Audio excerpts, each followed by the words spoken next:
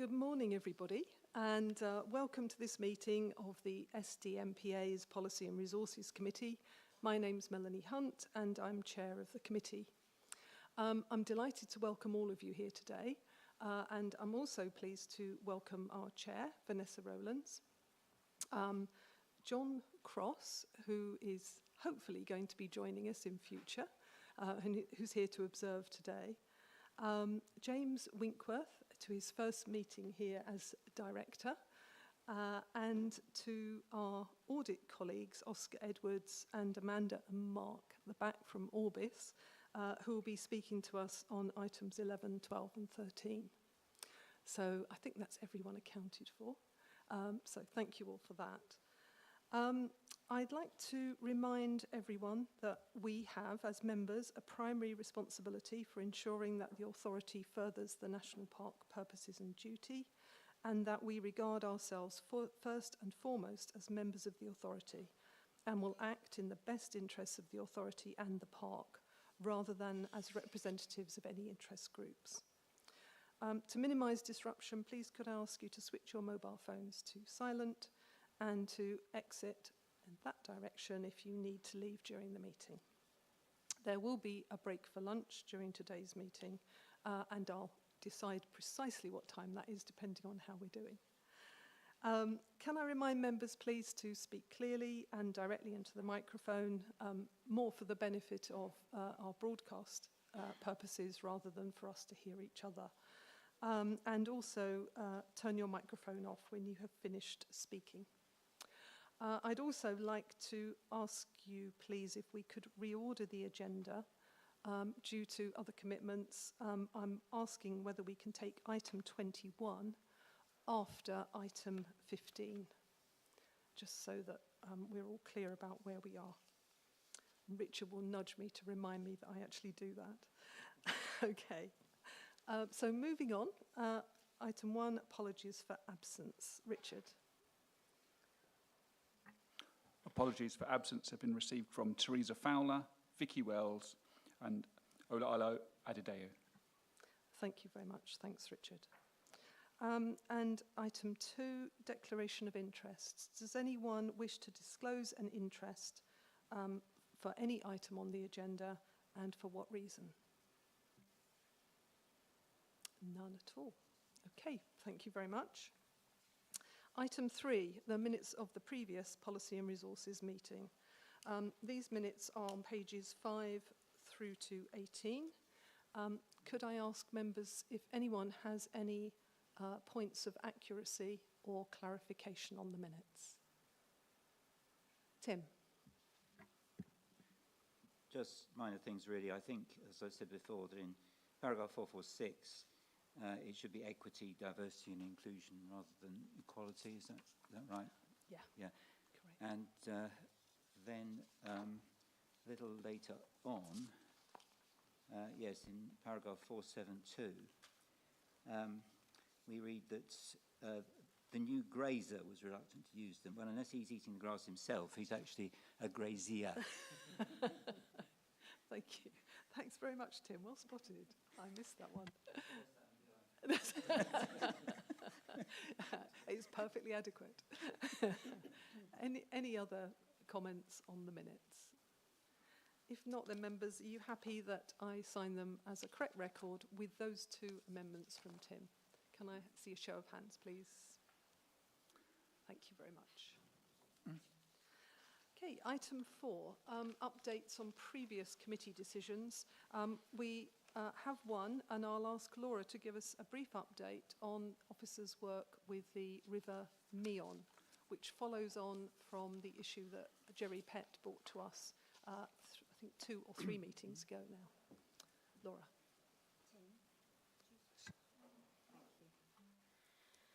Thank you, Chair.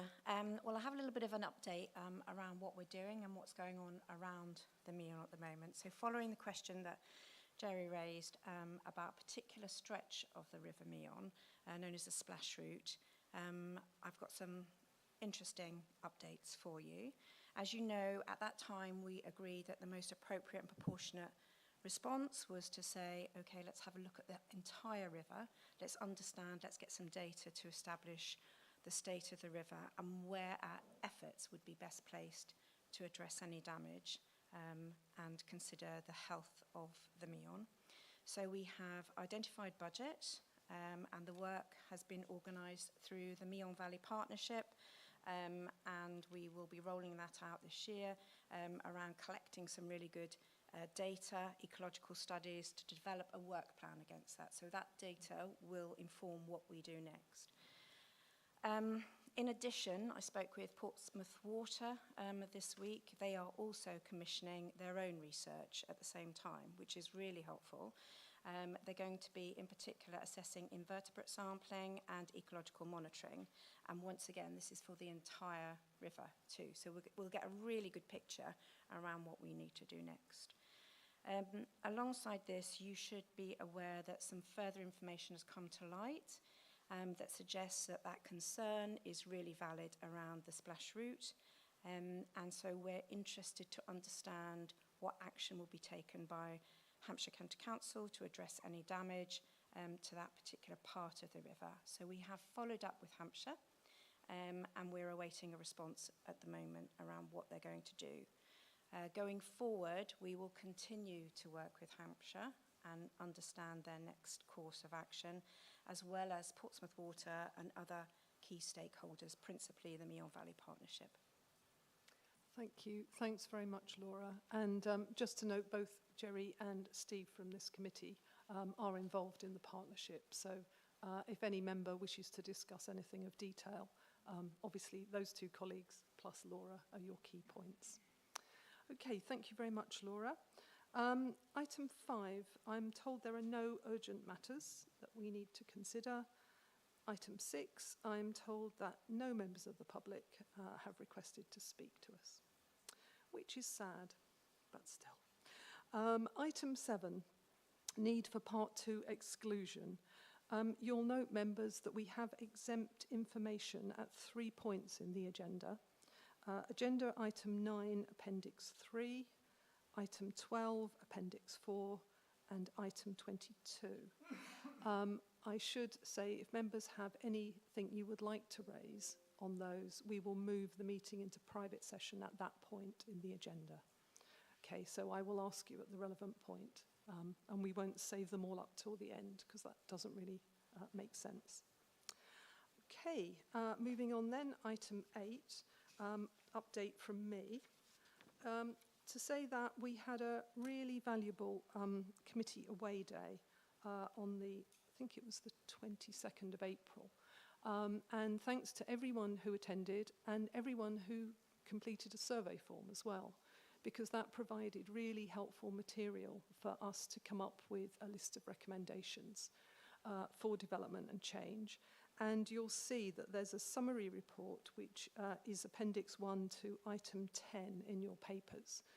It supports the annual governance statement and demonstrates that we are fulfilling our responsibility as a committee to review our performance annually. In that paper, it identifies a number of actions that we resolve to take with officers and as members. And one of them, you'll see today, is to change the order of our business in the committee.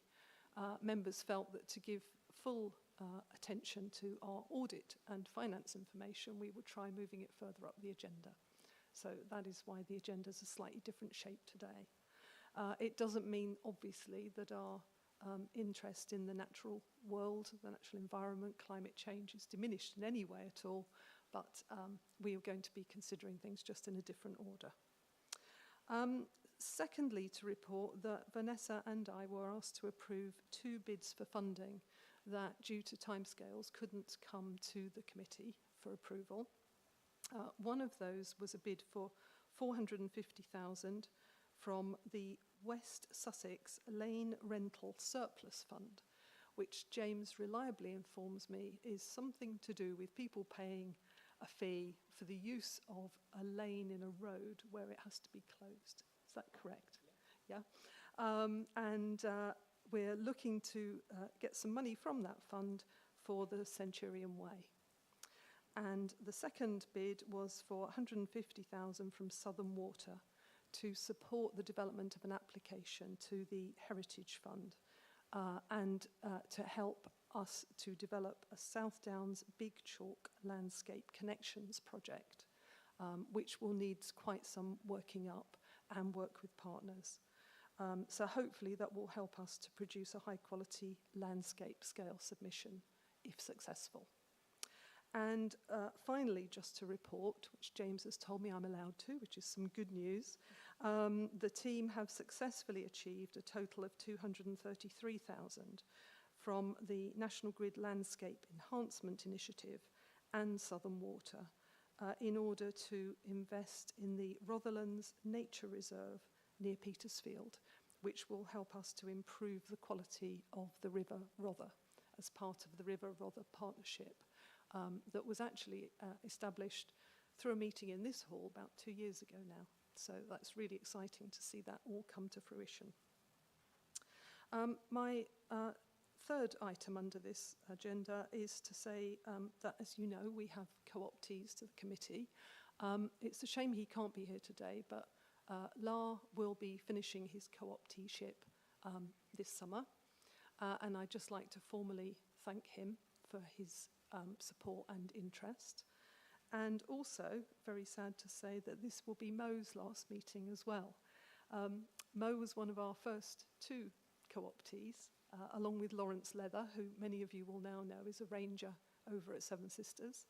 Mo, you have been a fantastic ambassador for the National Park. Mo has spoken at national events and has linked with other co-optees across the country and has been a really valuable member of the committee. And I'd like to thank you very much for that, Mo. We shall miss you, but hopefully we will still keep in touch. And I know that you're a member of the Partnership Management Plan Steering Group, so you'll continue to have some engagement with us. And I have a small token to give you as a little thank you.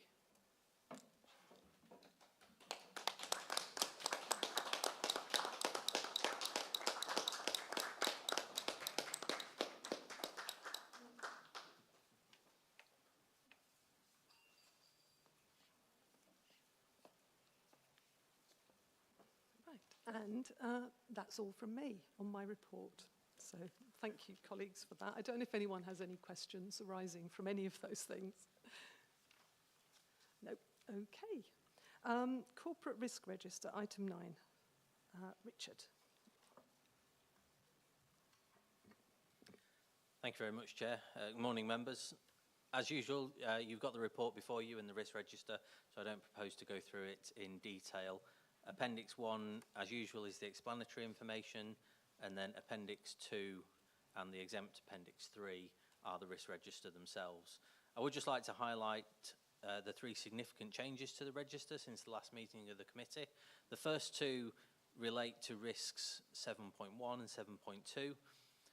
You may recall previously there was a risk which combined both project delivery and partnership working.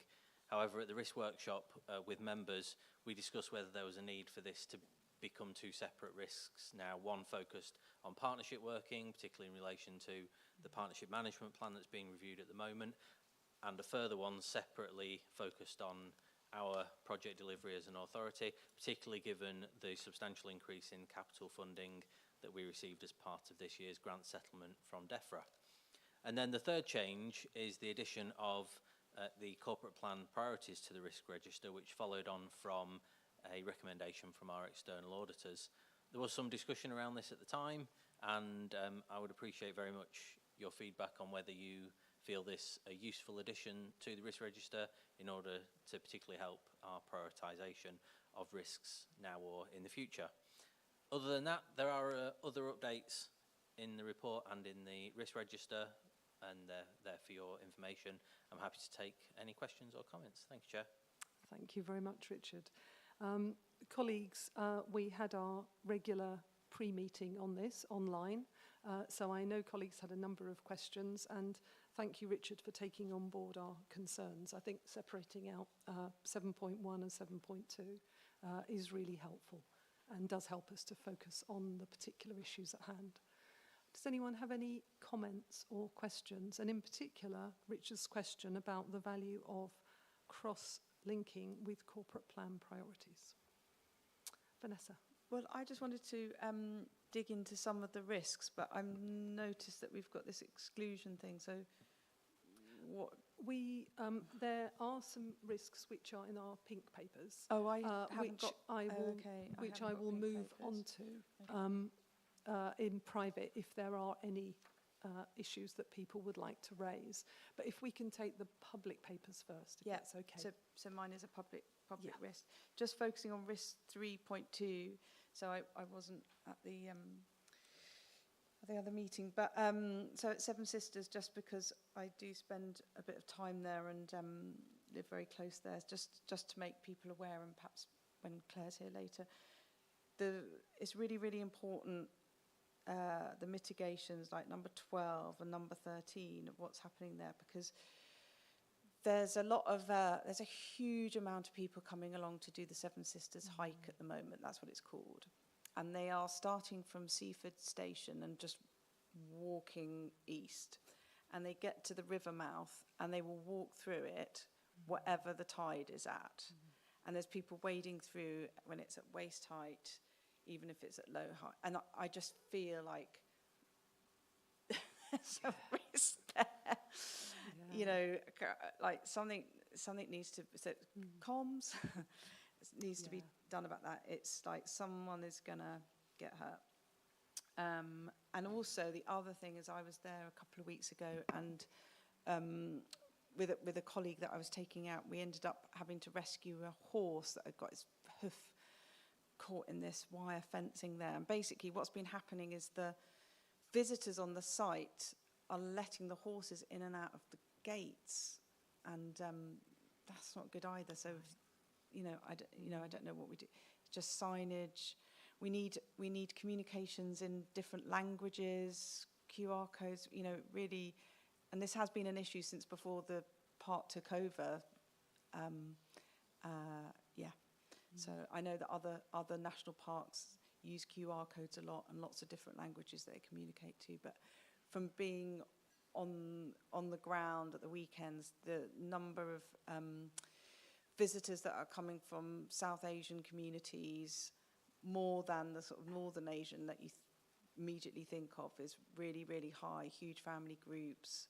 Not everyone is speaking really great English, and there's a lot of messages we need to get to them to keep them safe. Yeah. Thanks. Thanks very much, Vanessa. And I think all three of those points are really important. The one about the notice at the river mouth, if the route is a kind of east to west, I presume officers would need to liaise with the National Trust, who own the land on that other side. Or is it Seaford Council? Obviously that's not our land, but you're quite right. It's important that people are fully aware of the risks crossing there. And we can do something on our side, I guess. So, but thank you very much for that. Yes, Arthur. Yeah, just as a follow-up to Vanessa's point, we've had similar situations where I work at Rye Harbour Nature Reserve with a high volume of visitors next to fast-flowing water. And we've had occasion where dogs have gone in and drowned, or people have tried to go in and rescue dogs. Luckily, we've got the lifeboat station right there, the RNLI lifeboat station, and we've asked them to do a public safety review, which is a service they provide. I don't know if that's been done for Seven Sisters Country Park, but it would be in the best interest to do so. Yeah. Thank you very much. We'll certainly pass that on to the relevant officers. That might be quite useful. Thank you. Any other points? Mark? Thank you. Just first of all, in support of the changes, Richard, thank you. Secondly, James, hi, welcome to your first meeting. And congratulations on the new role as well. It's great to see you in post now. I thought I might invite you to speak a little bit about the devolution works. Obviously, that's one of the big risks on the register at the moment, and that's coming to you as part of your remit. So do you think it might be appropriate to speak for a moment or two just about the current work and how the handover of responsibilities is going, and some of the major activities you're undertaking at the moment? Thank you. Thank you, Mark. It is week 3, so I'll caveat what I'm going to say with that newbie excuse. But we have started very quickly on devolution because obviously it's happening now. And I'm pleased to say that there has been good engagement in both counties with the National Park, and it's clear they see us as a key partner and potential delivery body in both devolution and local government reorganisation. In Sussex, we've been asked to sit on a stakeholder group, which is almost a sort of shadow board in preparation for the new strategic authority. So that's really positive and what we would have wanted. Hampshire's a bit more complicated, I'm sure everyone's aware, and we're trying to engage with all parties and talk about what the future might look like. I think the other point to make in that is that within these new groups, there's only going to be one position for protected landscapes, and therefore what we've got to make sure also that we're doing is coordinating with the New Forest in Hampshire, but also all of the national landscapes in both Hampshire and Sussex to make sure that we're aligned and united, because what we want to make sure is that we're speaking as one group and seen as a reliable network of landscapes that can unite and talk consistently. So that's one of the pieces of work we're doing, as well as engaging with all of the local authorities. But it's clear there are both risks and opportunities, so we need to make sure we understand those well, and we're speaking clearly and loudly on those. And I think there's going to be a bit more of an update in Sean's CEO report at the upcoming NPA, so I don't want to steal too much of that, but there'll be some more information covering our view on those opportunities and risks, so I hope that's okay. Thank you. Tom. Thank you, and congratulations, James. I was going to ask almost the same thing, but in my day job, we're engaging at central government and across local authorities in England, and what we're seeing now is quite a sort of distinct pattern, where in authorities where elections are impending, local government reorganisation is impending, we're actually seeing some quite interesting organisational shifts in that senior officers are retiring. Interim officers are being put into place, and there's tending to be some inertia in any sort of long-term project planning or delivery post-election for obvious reasons. And that is quite interesting, as well as a focus on what might be considered to be vote winners ahead of the elections. Beyond that as well, we're starting to consult with mayoral candidates in particular areas to get a fix on what they see as their priorities, because it's quite obvious that MHCLG and other departments of government don't necessarily have a fixed agenda as yet or a template. So we see that there's the opportunity to influence that. And then obviously since the spending review, which was only a couple of weeks ago, we're seeing government having made commitments. Those are starting to be accelerated into delivery. So it's a very sort of complex and dynamic picture. And it's useful to know the engagement you're having within the counties, and I look forward to Sean's report in due course. But how do you think you'll be able to, and I realise week 3, and it's not just for you, but how does the authority and how does perhaps this group help engage with that proliferation of relationships within government that are malleable, that aren't fixed, to get the best possible outcome? I mean, it's not about picking winners, but it is about premeditating where the chips might land in terms of which parties get into power, what their priorities might be. So I'm not expecting to be able to say, well, this is explicitly our plan now, because it will change and evolve, but it feels like we need to gear up as an organisation and a governing group to help get the best possible outcome. So perhaps there isn't a direct question there, but I'd be interested in your reflections, and particularly whether there's been any explicit news from DEFRA or other key government departments since the spending review that is relevant to our situation. Thanks, Tom. I don't know. Oh, Tom, could you do your microphone? Sorry. Thank you. So I think, going back to my prior point, it's really important we do this alignment with other national parks and national landscapes. And obviously some of what you're talking about, Tom, will be within that. But in terms of government departments, I don't think we've had any reflections from DEFRA in terms of the spending review and what that means for national parks yet. So I don't believe we've had any further information on that. But we have engaged with DEFRA on devolution, and we have talked to them about some specific opportunities for national parks within that. One might be considering how obviously the board will change given devolution, and thinking about that in consideration of the Glover review and whether there are opportunities there. And obviously that would be a consideration for members at some point. And the other thing is obviously the power of competence, which we've come back to on many occasions, and in relation to spatial development strategies and the Nature Restoration Fund, national parks could be key delivery bodies for those, but at the moment we're restricted to operate within our boundary. So if we had the power of competence, that would mean we could be county-wide. So I mentioned that really as a reassurance that we're thinking about those things. But it's a complex and moving picture, so it's going to evolve, and we need to keep being flexible and thinking about it, and so it's going to be an ongoing work. Thank you, James. Yeah, Laura. Just wanted to give a bit of an update around DEFRA. So I was with DEFRA yesterday, the FIPL team from DEFRA, and post the spending review, they've gone into the business planning period, which they estimate will take to the end of the year to complete. The one thing that they could tell us was that capital will continue. It's the new way of working. And at the moment we have, as you know, the core grant is split between revenue and capital, and there's more capital than revenue than the previous budget.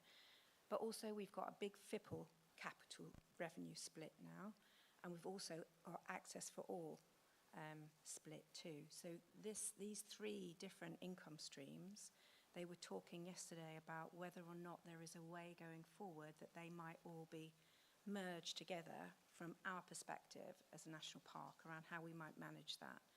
So they were very interested in pushing that idea and suggesting that that might work going forward. From our perspective, I think it would be fair to say that Access for All and FIPL are well-defined processes that are working efficiently and in a very different way to the core capital grant, which is more cross-organisational and less focused. So it will be interesting, but I think their strategic thinking around that is really helpful to understand. Thank you, Laura.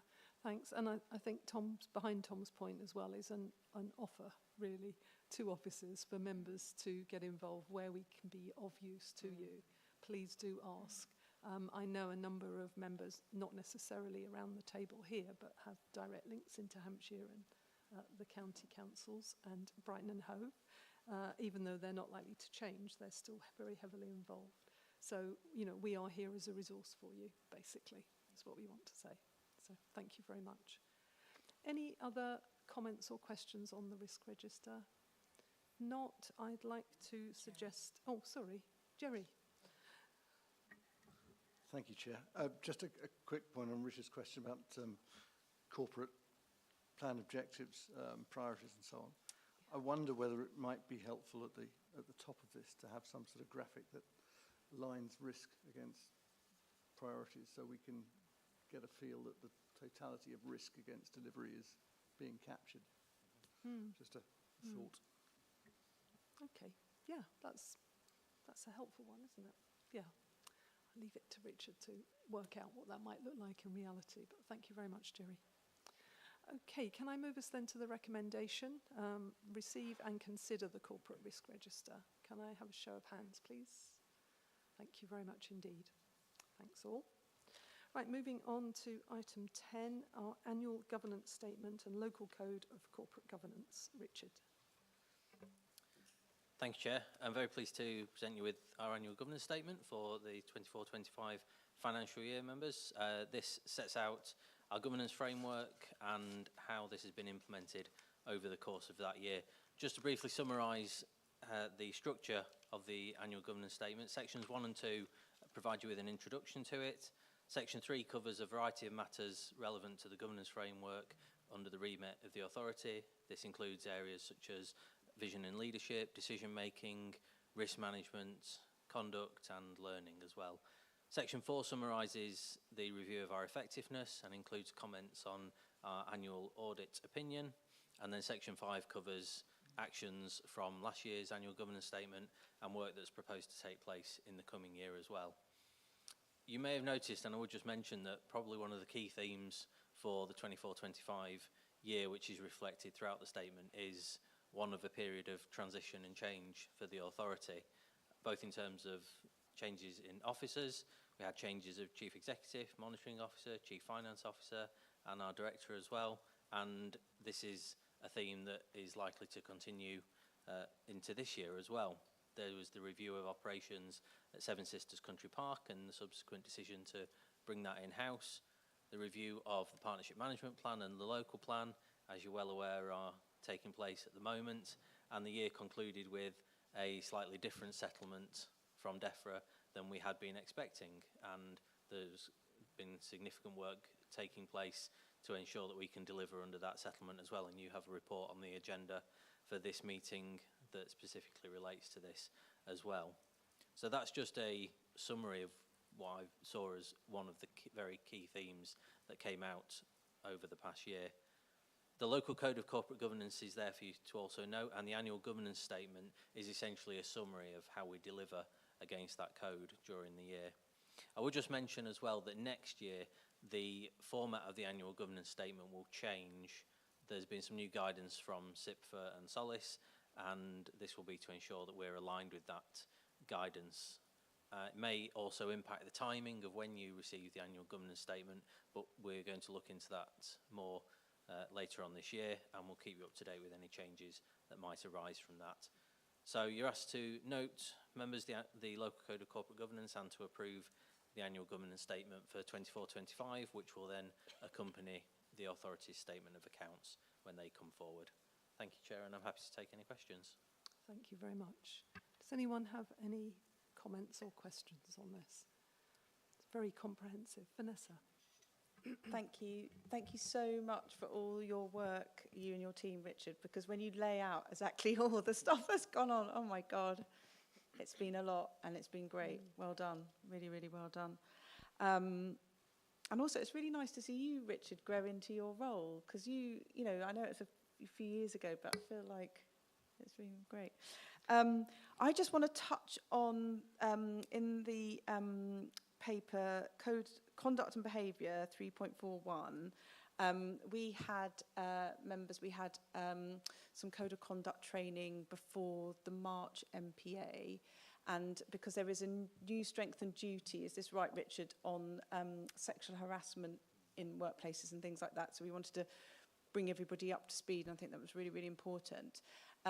I did go away from that session feeling a little bit like I hadn't quite done the job that I felt I wanted to do. Like we didn't talk about what happens between member to member, and also I'm still unsure about what if something happened to me or to some other member. You know, what do we do in that situation? What's the kind of process? And I just want to be really. I just need to be really, really clear and confident in my mind, like what happens in those situations, because these situations do happen, and at those times it can be shocking and you're not sure where to go. And so I just wondered if, I know we've spoken about this, and I know internally you've the team have done some really good just internal training which seemed to be very powerful, and I just wondered if we as members could have that training, and if we could also just be really clear amongst ourselves what happens if something happens between one of us, because actually there is no provision at the moment, you know, and I think that we just need to feel really, really safe, and that's just a little kind of spot that I would like to look at, if that's okay. Thank you. Thanks very much, Vanessa. I fully support that. Richard. Yes, thank you, Vanessa. The training that all staff have received was particularly around bullying, harassment and sexual harassment, and we're looking at how that can be adapted so that it's particularly relevant to members' roles and, as you say, when issues may arise member to member as well. So we'll be bringing that to committee chairs SLT with essentially the programme for workshops and member days for the coming sort of 18 months, and that'll be coming to them shortly. So we're just trying to work out how everything fits in. It may be that that's a training session that can be delivered online as well. That's how it was delivered to officers as an online session, and it worked very well. So it may be that we can deliver that in a similar way too, but we'll look into that. Thanks very much, Richard. That's good. Kat? Sorry, different point. I did want to say that when I read this document, I just thought it was brilliant, really clear, and actually incredible the amount that, you know, the layers of kind of checks we've got and all of the different regulatory elements. I had a really minor question on the references to tackle companies still. Is it because we're in the process of winding it up, and will it then become irrelevant, or is there another sort of tackle element that means it still remains relevant once Seven Sisters is fully in-house? Yes, thank you. So this is, it's commented on in there because this is for the 24-25 financial year, and during that period the tech company was operational up until the 9th of October, which is when Seven Sisters came in-house. So that's why it's quite integral in that. As you know, the company from the beginning of this financial year is considered dormant. It's no longer essentially a TECL company. TECL refers to how we're able to grant a contract to a company that we are the sole shareholder of. So we have no contract with the company anymore, and the company is conducting no business, so it's essentially dormant at the moment. So there will still be comments in relation to the company in future annual governance statements, because it does still exist as an entity, and it may be that in the future the authority may wish to resurrect it to undertake further work through it, but for the present time it's dormant. Thank you. Thanks, Richard. Tom? Just a brief one, and Vanessa's question prompted this thought in my mind. I mean, clearly we take very seriously the health and safety considerations for volunteers, and I'm aware that there is training support around that. But what's the limit of liability for the authority in respect of other forms of training, such as the one we've just been considering just now? And is it a thing? Or I just don't know how far it goes, given that's a significant cohort of people that the authority's engaged with.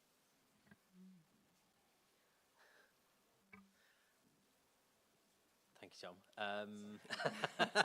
So in particular in relation to this new duty to prevent sexual harassment, so it is a duty on the authority, and it particularly relates to employees of the authority, but it's incumbent on us to ensure that our employees are not subject to sexual harassment. So anybody who they engage with, we have to ensure that we have put suitable mitigations or processes in place so that our employees, as far as possible, we have protected against that.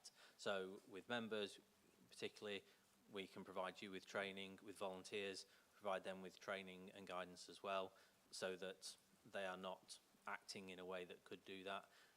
With the public, it's much more difficult to do that because we can't go out and train the public to do that, but we have to put in mitigations as far as possible to ensure that we have protected our staff, our employees, in that way. So hopefully that answers it, but I'm happy to come back. Liability in respect to volunteers specifically, and I just don't know, and if it's too much of a digression, that's fine, but it just prompted the thought. So the responsibility is on the authority in relation to its employees, not relation to volunteers. So hopefully that is clear. We can train volunteers, but the duty is on us in relation to employees. Okay, thank you. Tim? Another point again, which arises on paragraph 347, that members have a key role in providing assurance that the authority's funds are used economically, efficiently and effectively. I just wondering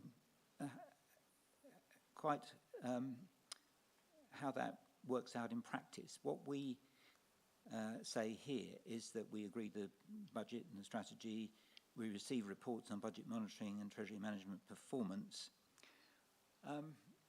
but my impression is that we do less evaluation than when I first joined this authority.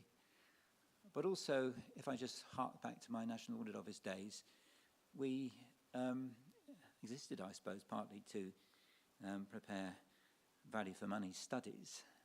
And we do have auditors, of course, and they do look at certain areas of value for money, but not so much, I feel, in terms of were the objectives of projects clearly defined?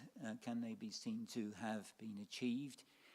We talk about the legacies from projects and the need to establish those, but I do get the impression sometimes that things we have done have rather, after a 3-year period, the project has come to a conclusion, and we may have to ask ourselves what legacy is still there. I'm not trying to be cynical in any way but about this, but I have become a bit concerned as to whether we do more than monitoring spending of money, rather than also monitoring value gained by what we do and what we spend. Thank you very much, Tim. I think Laura would like to comment. I think James can probably answer this question a lot better than me, but I did want to come back to say this is very much in the spotlight at the moment for us. So as you know, I'll be here until the end of December, but we're going to be starting recruitment soon, and the new job description will have a real focus on projects and reporting and reviewing, monitoring and evaluation. And right now, alongside the capital work stream, we are bringing in organisational change to bring more and more people through the pipeline, through the performance tracker, so kind of trying to achieve that, get ahead of that, but there'll be a lot more to follow, I imagine. I would suggest and hope that with all that in mind, and I think that's very promising, next time this governance statement is reviewed, we might be able to say a bit more here about how we assure value for money at the output end, not just in terms of what we spend, but the results that we get. Not a catalogue, I don't mean, of things, but the mechanisms that we use to ensure that we really are getting the most from what little money we actually have, because as our funding has shriveled, I think, to about 50% in real terms of what it originally was, the importance of extracting value from every pound has only increased. Yes, yeah. No, thank you very much, Tim. James, you look like you're keen to say something. Well, I can perhaps just add to what Laura said, in the sense that I think as the National Park Authority has matured and as perhaps finances have become tighter, we've set ourselves delivering many more kind of time-limited, externally funded projects. And I think we've done that really well. But I think we are at the point now where we can pause, reflect, and as Laura said, that's what the new director post will be focused on, and make sure, as you say, Tim, we're getting the most money from that. And of course, members can play a key part in that reflection and perhaps provide a sort of external perspective to officers, and that brings a good, healthy discussion, I think, and we can, as you say, Tim, make sure we're getting the best we can from that investment. What I would say is there is a kind of reality when projects are externally funded that they, to a degree, are time limited. Obviously, we want to look at legacy and where we can bed in impact sustainability, but you know, there is a sort of harsh reality that when things are externally funded, you do have to consider that time limited aspect to them. Yeah, thank you very much. Yeah, Richard. I was just going to mention also, I do recognise, Tim, that in the time that you've been here, we did, as a committee, perhaps used to see more in the way of project evaluations specifically, and myself and James have been having some discussions about how in the future the committee can be more involved in receiving updates on how these projects have turned out, the evaluation of them, and what organisational learning that we actually take from them, and how that feeds into future projects as well. So that's something for the committee for the future as well, and that's work at the moment. Thank you. Thanks, Richard. I mean, and that was something that came up in our away day as well as an ask from members. And I think we're looking to try and have a session where we work with officers on some of these questions. So that would be really valuable. Thank you all. Any other points on the paper? I just wanted to point out a couple of minor typos and then a question. Paragraph 3.33, third line down, the use of the shared identity rather than identify. And paragraph 5.2 on page 55, actions for, oh no, sorry, that's correct, 24, 25. That is correct, sorry, that was me. My third point was in the Code of Corporate Governance, there's not consistency in the use of the term committee, P&R committee, and planning committee. Sometimes we just say committee. And I think if it's both committees, that's fine. But if it's one or the other, it would be really helpful if it was labelled as such. Because I was looking through and just looking at how much this committee actually does. So I want to make sure it's fully recognised in there. Thank you. Okay, so can I move us please to the recommendation, which we need to approve the statement, which will accompany the statement of accounts, and then note the Code of Corporate Governance. An indication, show of hands if you're happy to support that, please. Thank you very much. Thanks, everyone. Okay, moving on to item 11. Welcome, Oscar, again. And we've got the external audit plan. Yes, thank you, Chair, and good morning, everyone. I think given this is my first South Downs committee that I've attended, I'll introduce myself before I go through the plan in detail. So my name is Oscar Edwards, so I'm the audit manager. I've been with Grant Thornton for just under 8 years now. It's the only job I've ever had from graduating. So, and I've been a manager for 2 years of that time. I was also the audit manager on the prior year's audit for this one. I haven't previously attended a committee, mainly because of the distance. I come from North Devon, so that's why you won't have seen me before. My job on the audit basically is to oversee the audit at a high level, so I'll review all of the audit work that's produced by the team to ensure that it meets the quality standards that it needs to, and I'll also be the main point of communication between management and the audit team. I'm also the one responsible for drafting all of the reports that come to the committee as well. Before I go into the report, I just wanted to update you all on a change to our audit team. So as you will see on page 115 of your pack, the engagement lead is noted as Beth Bowers. So following some recent news of some health problems with one of my colleagues, there's had to be a reshuffle of the audit portfolios that the engagement leads have. So basically, Beth has had to drop this audit to take on some different audits, and you will have a new engagement lead, which is going to be Pete Barber. And Pete will likely attend the next audit committee so he can introduce himself. So we haven't had all of our internal handovers yet, but that will be happening in the next few weeks. Beth is still in the business though, so she's not left the business, so she will still be around for queries, that kind of thing if needs be. And obviously I'll still be here as well, and I'm continuity from the prior year too, so that's fine. Moving into the report now, if I could direct you to page 98 of your packs, where you'll see the section on significant risks. So we have 3 significant risks, and significant risks are areas which we apply specific audit attention. The risks are consistent with the prior year, so there's been no change, but I'll go through them for you. So first of all, you've got management override of control. So this is a mandated significant risk in line with ISA 240 and is assumed to exist in all entities. Our work on management override primarily focuses on the testing of journal entries. At final account stage, we will basically obtain a population of manual journals. We'll review the journals looking at a list of selection criteria, and we'll pick out the ones which we deem to be unusual or inherently risky. And primarily it will be on the year-end journal entries, because that's the time of the year where there's more scope for any kind of manipulation. The work in this area will also involve review of any significant estimates. So that will take place at final accounts during that visit later in the year. The next significant risk is the valuation of land and buildings. This is a significant risk due to the size of the numbers involved and the susceptibility of the estimates to changes in the underlying assumptions. So small changes in the assumptions can have big knock-on impacts on the valuation.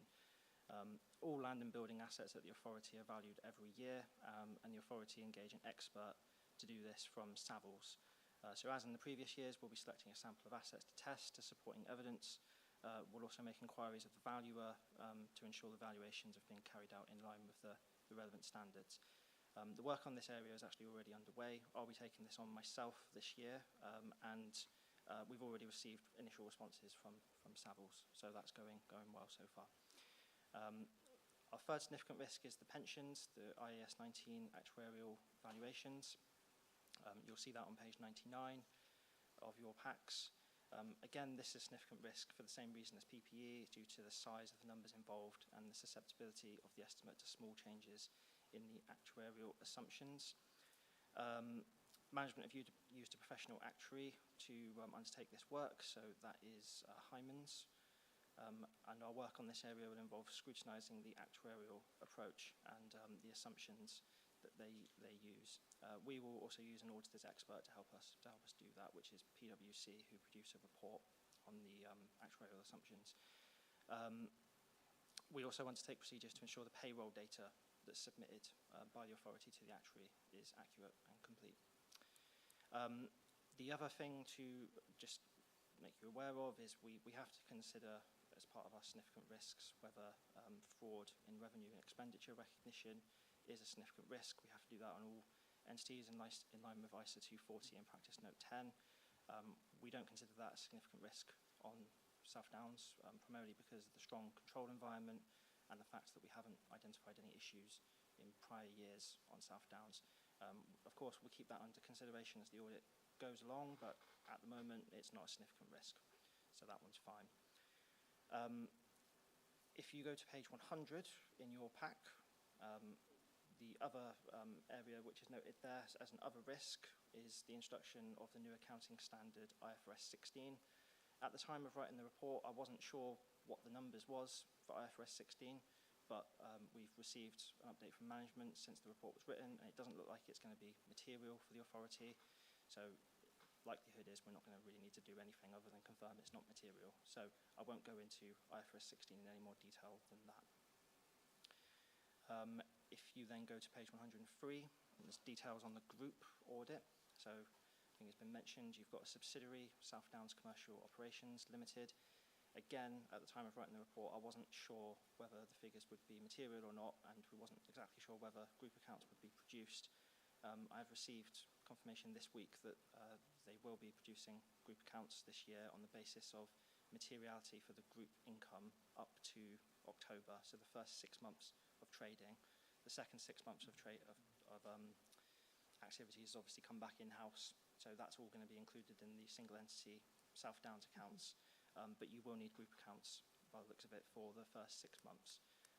So we'll review that, and it will be the same approach as last year in terms of we'll test material balances only, which is basically looking like it's going to be the group income from what I've seen.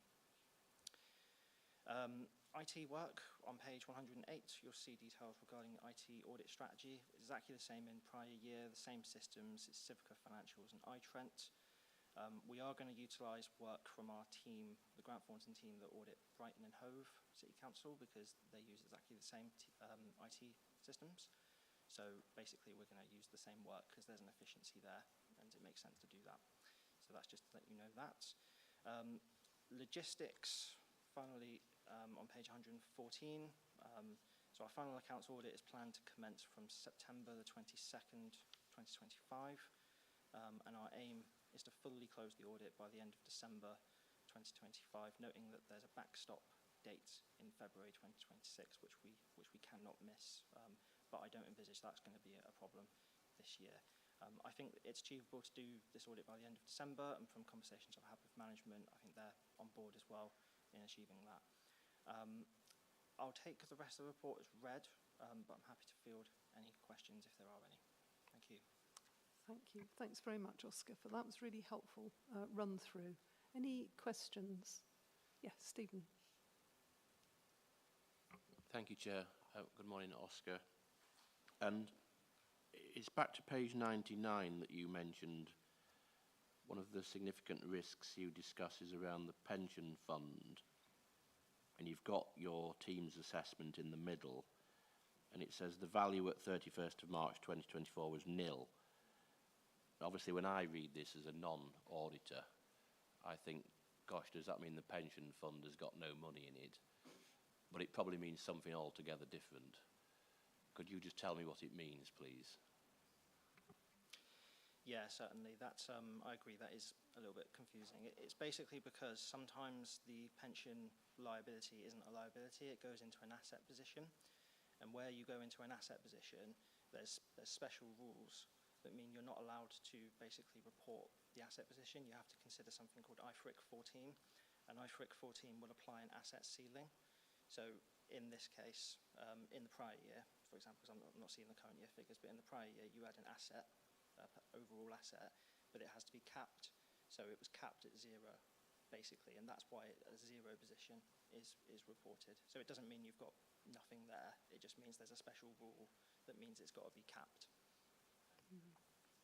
And so if I'm correct, it means then that there was no deficit at that point in the pension fund. Yeah, the assets were higher than the liabilities, yeah. Thank you. It's very rare that happens, but it does happen sometimes. Yeah, thank you. Any other questions?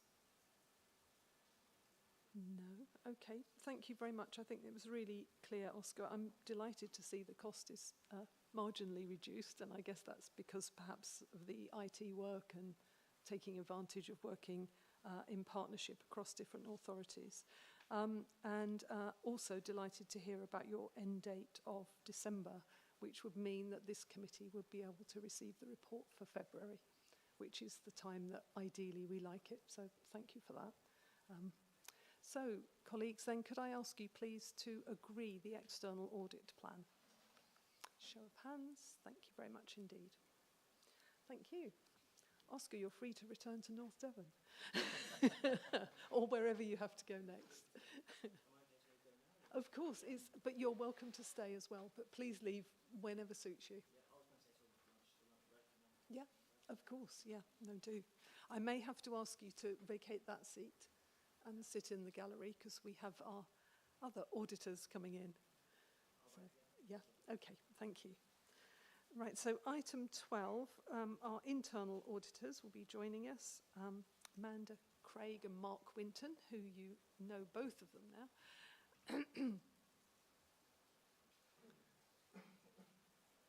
Please do sit up there.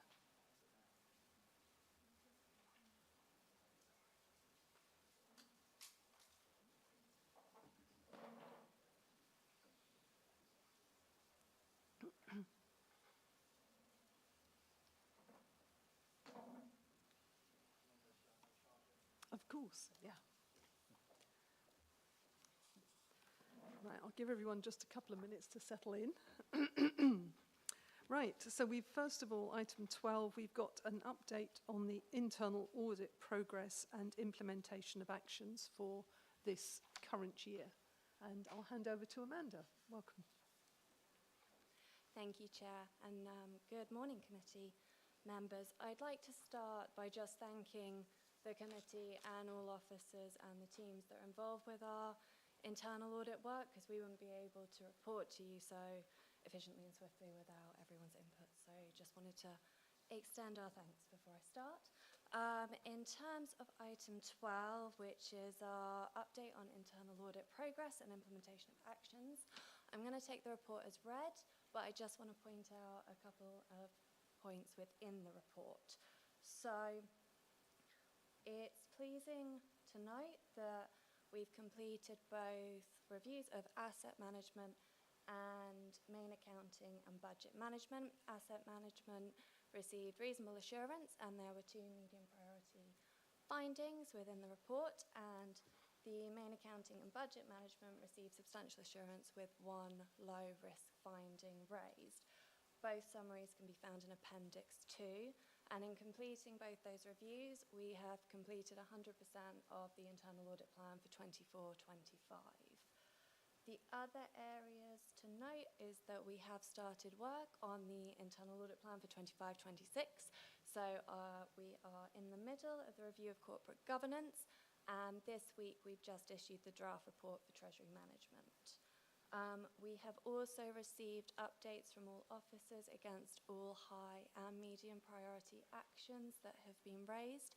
These can be found in Appendix 3 and Appendix 4, which is the pink paper of the report.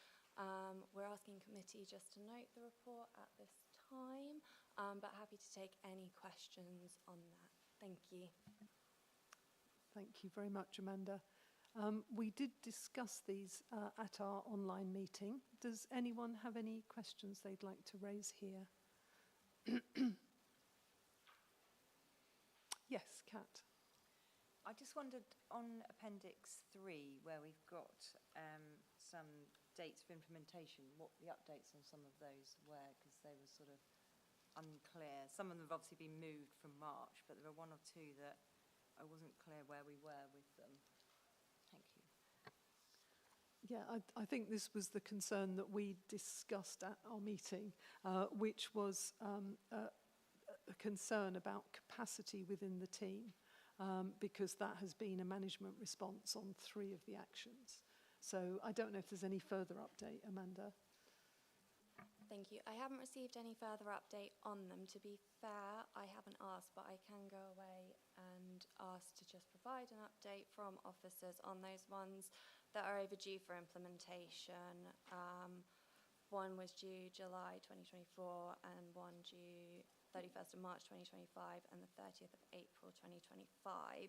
To note, the 2 ones for the asset management, they're aiming to implement by the end of August 2025. So we should be able to provide committee with an update in September when we come to report.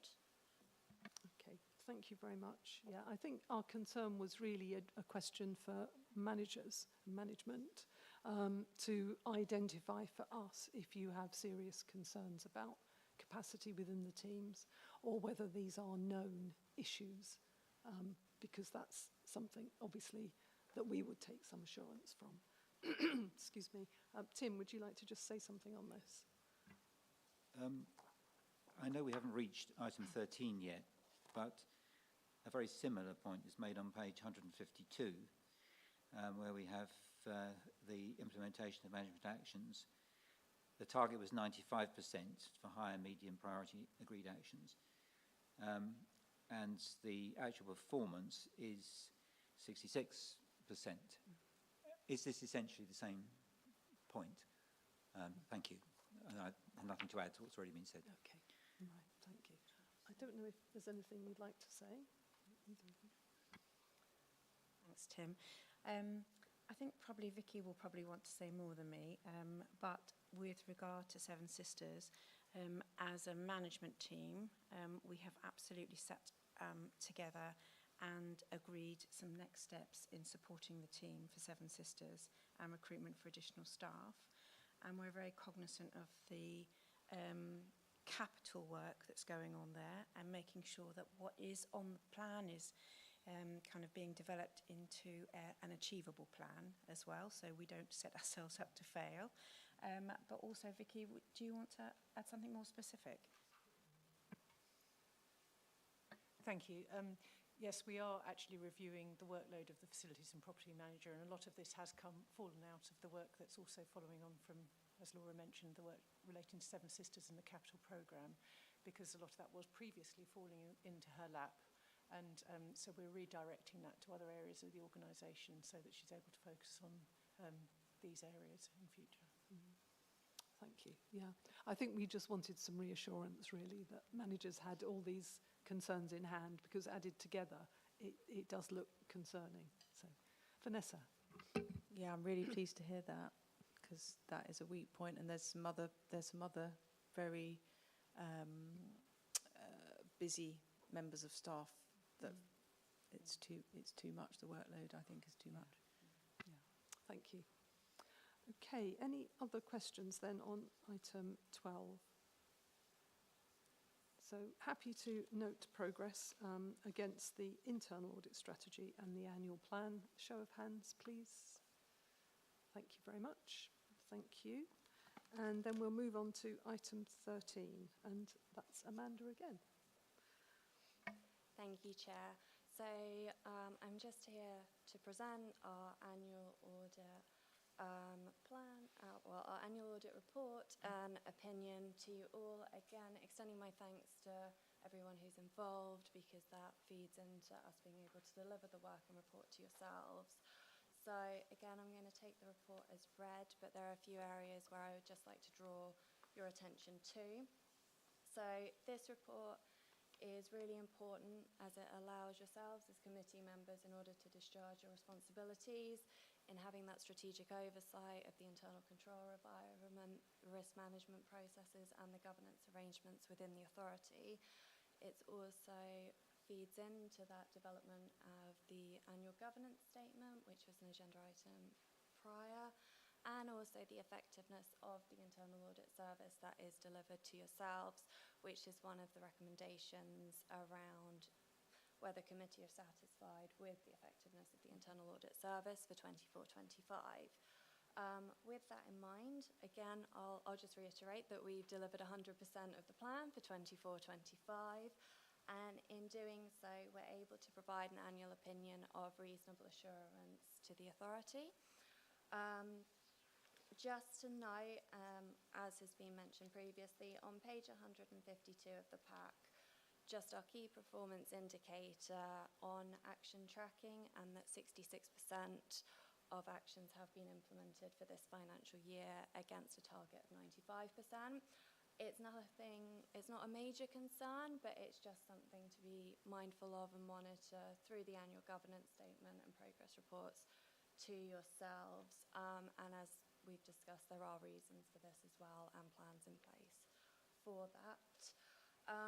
And also, just to make committee aware that isn't in the report, we've started our work for 25-26, which is in our progress report under agenda item 12.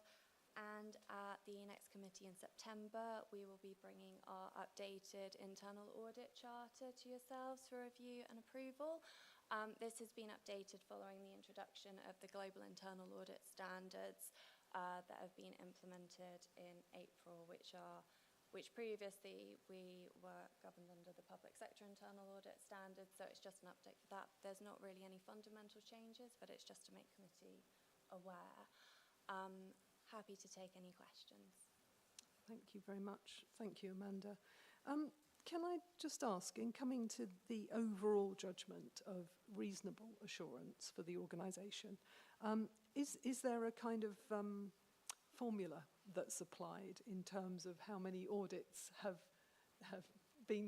taken place and are substantial, reasonable or partial? Or is it much more nuanced than that? I mean, I think the reason I'm asking is if we can sort out the speed of response to priority actions, will we improve? Shall I take that one? It's really nuanced. There's absolutely no formula around this, because of course, you know, there's probably 5 or 6 audits. I can't, off the top of my head, I can't remember. 5 or 6 audits in the year. Some are more significant than others. And as we say in here, we take into account a whole load of factors: management response, the overall internal control framework. We've already seen a really fantastic annual governance statement. You know, all of those factors we take into account. I'm not going to tell you if you sort out the action tracking, it will be substantial, but it probably was quite a big factor in why you didn't quite get substantial. But it is, we call it the audit nose, I think. Do you know what I mean? Yeah. Sometimes you get that little sort of twitchy nose thing, and you go, it's not quite there. And we had quite a conversation around it, and this year actually, and it was close. let's put it like that. Right, okay, thank you. I mean, it's really, I mean, from my point of view, it's for, you know, a question for our committee. Do we need to be seriously concerned about the fact it's reasonable and not substantial? Because, you know, we are wanting to be both supportive and challenging to officers. So it's, you know, it's kind of asked in that spirit, really. Yeah, okay, thank you. Any questions for Amanda or Mark on the overall summary for the year? I think it's really clear. An enormous amount of work has gone into it, both from auditors and officers. So thank you to everyone. Yes. Could Mark? I just add one item? So I hadn't seen the output from the away day until we read the annual governance statement, and we're meeting with Vicky and Richard in a couple of weeks just to see what we can do. There's some operational and, I'll be honest, commercial implications from some of the suggestions, but we'll do as many of those suggestions and recommendations that have fallen out of that away day as we can. So engage you in the audit planning even more, that sort of thing. Yeah. We would absolutely do what we can on that. Yeah, no, thank you very much. I think it was just that we felt as a committee it would be nice for us to feel like we have had some input and impact rather than just agreeing things. So thank you, that's good. Yes, Richard. I just wanted to make a comment on the implementation of medium and high priority actions as well. Just to mention that this is an action in the annual governance statement for the next year to work closely with our internal auditors and colleagues across the authority to ensure that in coming years we do meet that target. So it's in there as an action. It'll be reported back to you as a committee on how that's progressing as well. Yeah, thank you very much. Yep, we're reassured it's all tying together nicely, so thank you. Okay, colleagues, can I ask you then to receive and consider the annual audit report and audit opinion and agree that we're satisfied with the effectiveness of internal audit during 24-25. Show of hands, please. Thank you very much indeed. Thanks, everyone. And thank you both. See you again soon. Yes. Yes, we'll now have a short comfort break while Mark joins us with Oliver Hancock. Do please come and join us up here. We'll have a short sort of 2-minute break, comfort break for people, if we can reconvene at 1:45.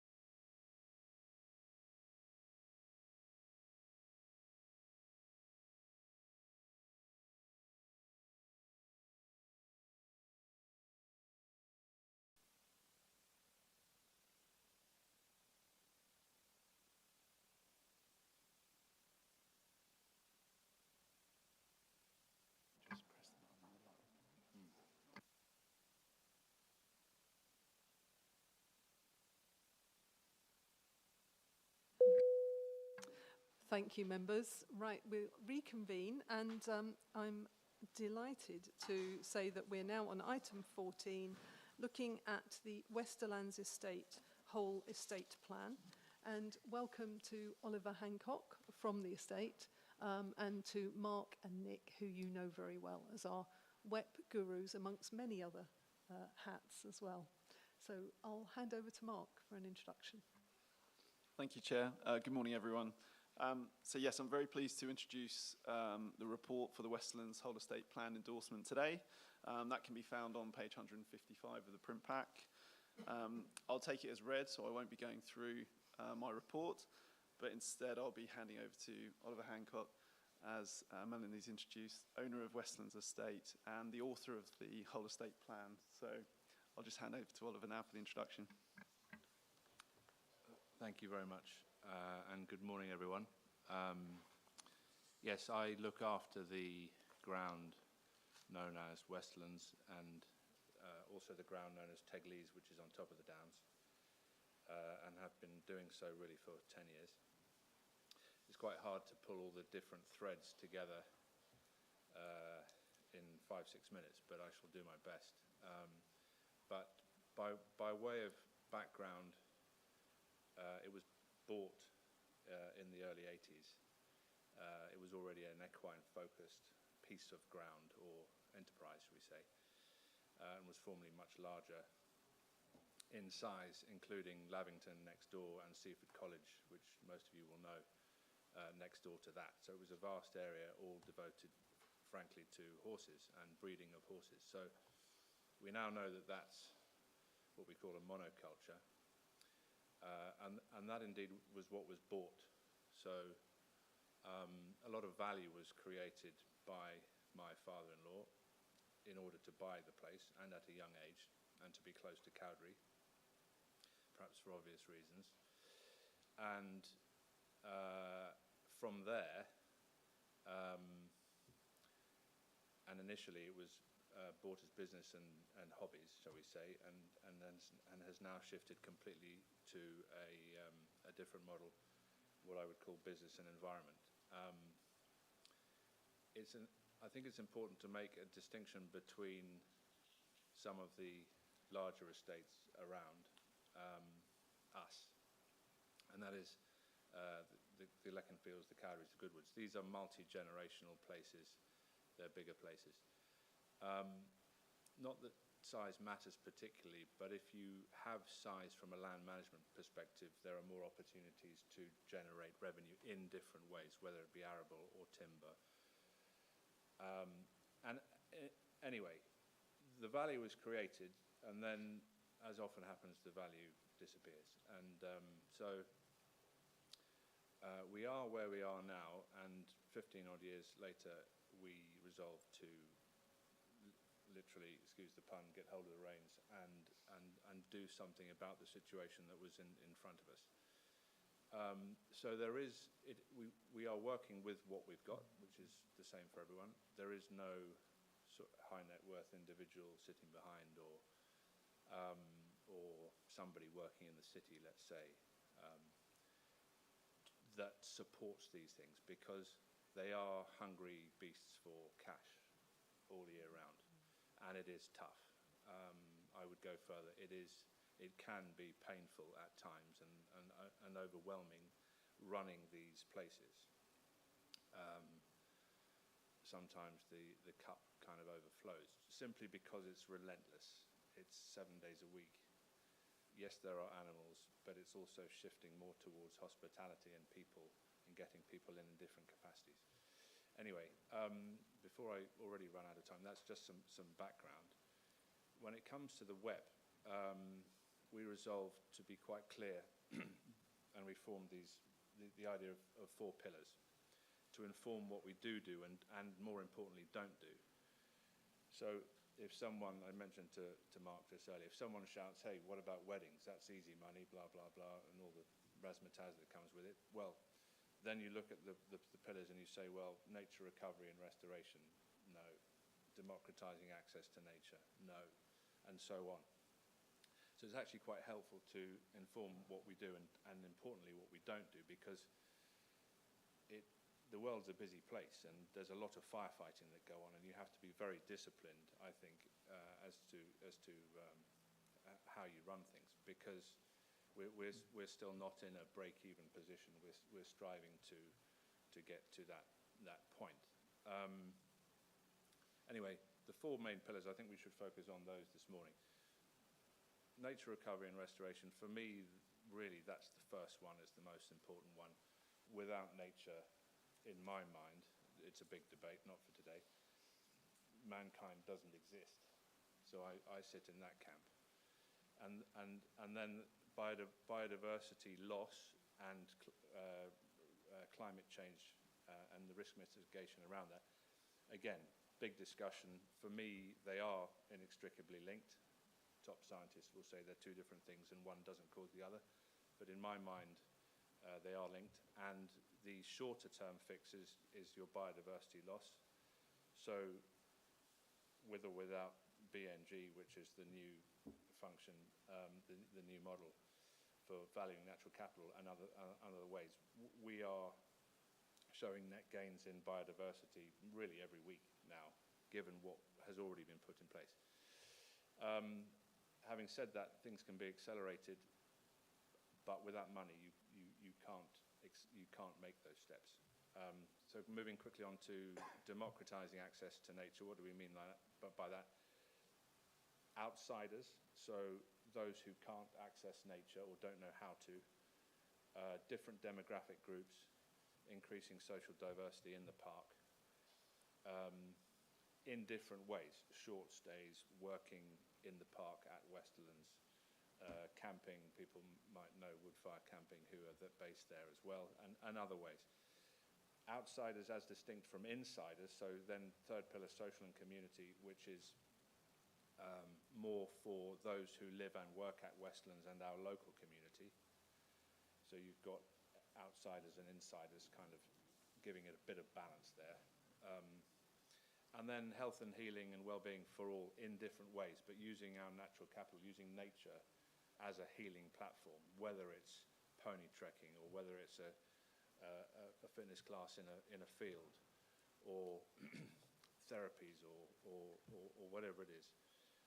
So really using, so it's that balance, it's that a balance that we're trying to navigate between social issues, commercial issues, which are ultimately very important, because if we run aground, if it doesn't work, then we still have that equine infrastructure, and one or t'other high goal patron would just pick us up, which would be a travesty given all the effort that's already been put in.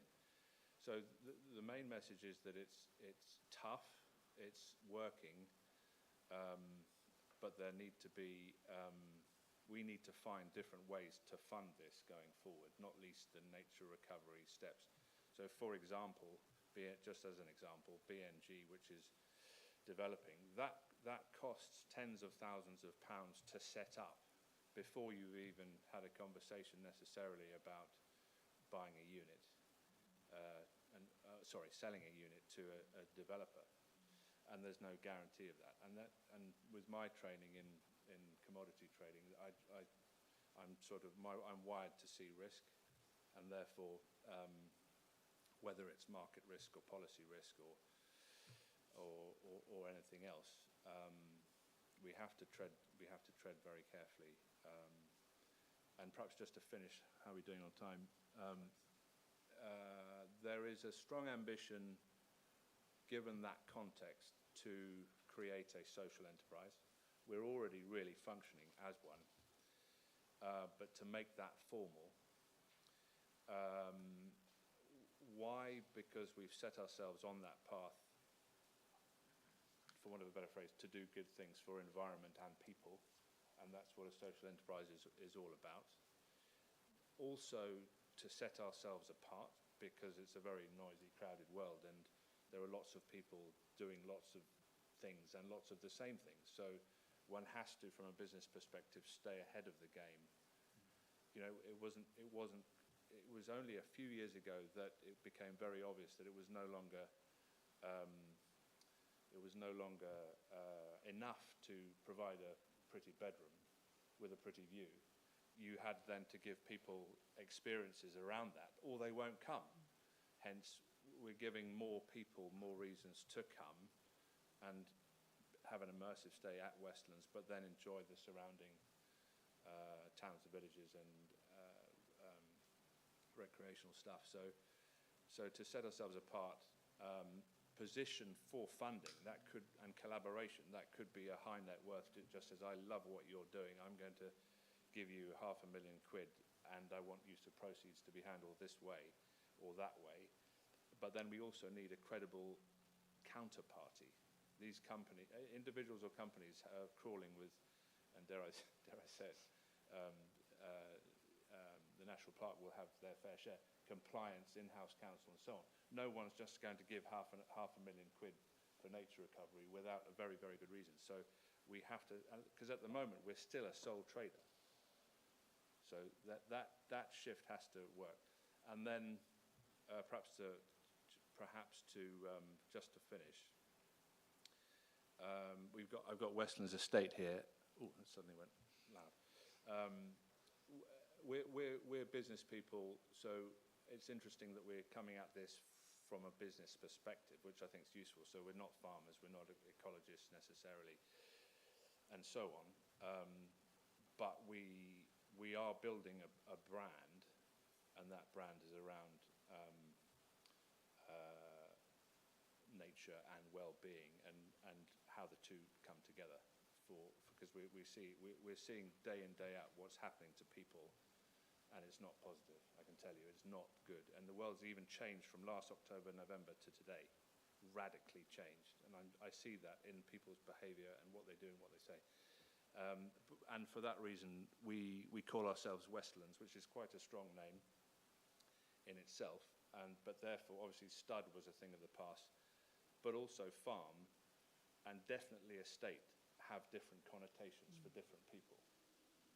So if you talk about an estate, that might turn a lot of people. If we're trying to increase social diversity, that will turn a lot of people off. So yes, it's called a whole estate plan, but we've elected just to call ourselves Westlands for that reason. So I'll stop there. Thank you very much, Oliver. That was really helpful. I have to say, I found it really inspiring to read the WEP, because you can see that there's real passion sitting at the heart of it. And that's, that was good to see. It was nice to come to it fresh. I wasn't able to come to the visit when you did open up for us. So I was coming to it fresh, and that was really valuable. Thank you. Colleagues, open for questions. Tim, first. I just found this really great, I have to say. And indeed, I read it in full, almost as a message to the National Park itself. I shall give one or two quotes just to illustrate that. Give more people more reasons to come and visit and experience the SDNP. Offer visitors more memorable learning experiences. Offer a growing range of recreational and educational activities. Host more guests across diverse spaces and price points. Offering people a place to stay at an affordable price. The woodfire camping, which was already full for the season, I gather, and I thought, hooray. Just one other little thing. I recall Maggie Jones, who is now government minister, but who was a member of this committee at the time, saying just one little kind of niggle, if you see what I mean, or she meant, that she noted that you had largely critiqued your equine heritage and the compaction of soil and all the damage that had been done. But she hoped that you wouldn't altogether lose the equine label, because it was part of your heritage and it could be repurposed, reimagined. And that seems to be exactly what you've done by keeping a very different equine business, more focused on the young than the punters, if I could put it that way, which is great. So I haven't got a question to ask right now, but I may have as we go on. But I just think this is so imaginative and so helpful, and a lesson to us here in terms of how we manage the national park as well. Thank you, Tim. Thanks very much. Mark, next. Tim's already said one of my points, so that's great that we're aligned. And just to echo all of Tim's points there, I find it really inspiring, and it's lovely to hear from you as well, so thank you for coming in today. It's actually just an offer of help, if you'd like some. I've worked for a social enterprise for quite a while. If you'd like a conversation about that, I'm sure I can helpfully connect you with some successful social enterprises afterwards, if you'd like. Thank you. That would be very welcome. Not least, as you know, there are different types of social enterprises. It's probably quite unusual for a place, I nearly said farm, it is a farm, of course it's a farm, but to create one.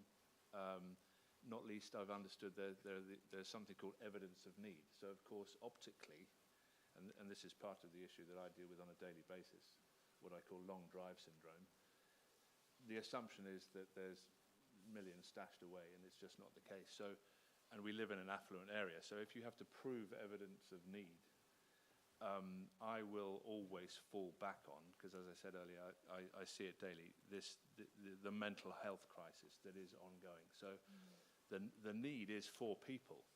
Everyone in this room, everyone in Midhurst, everyone who feels a need to come and embrace nature and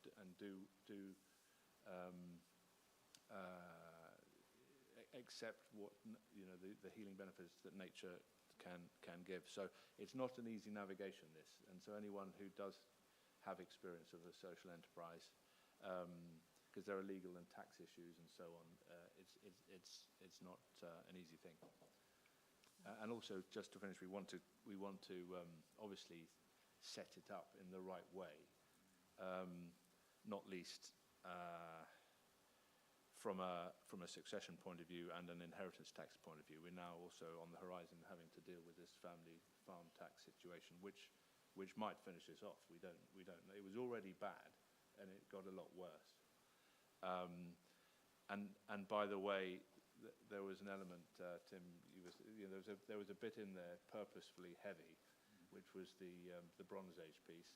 Why? Because it remains to be seen what happens to Westlands with the web sitting on the website. How many people read it? What comes from that? I have no idea. But I have to use that document as well, whether it be for banks or foundations or whatever.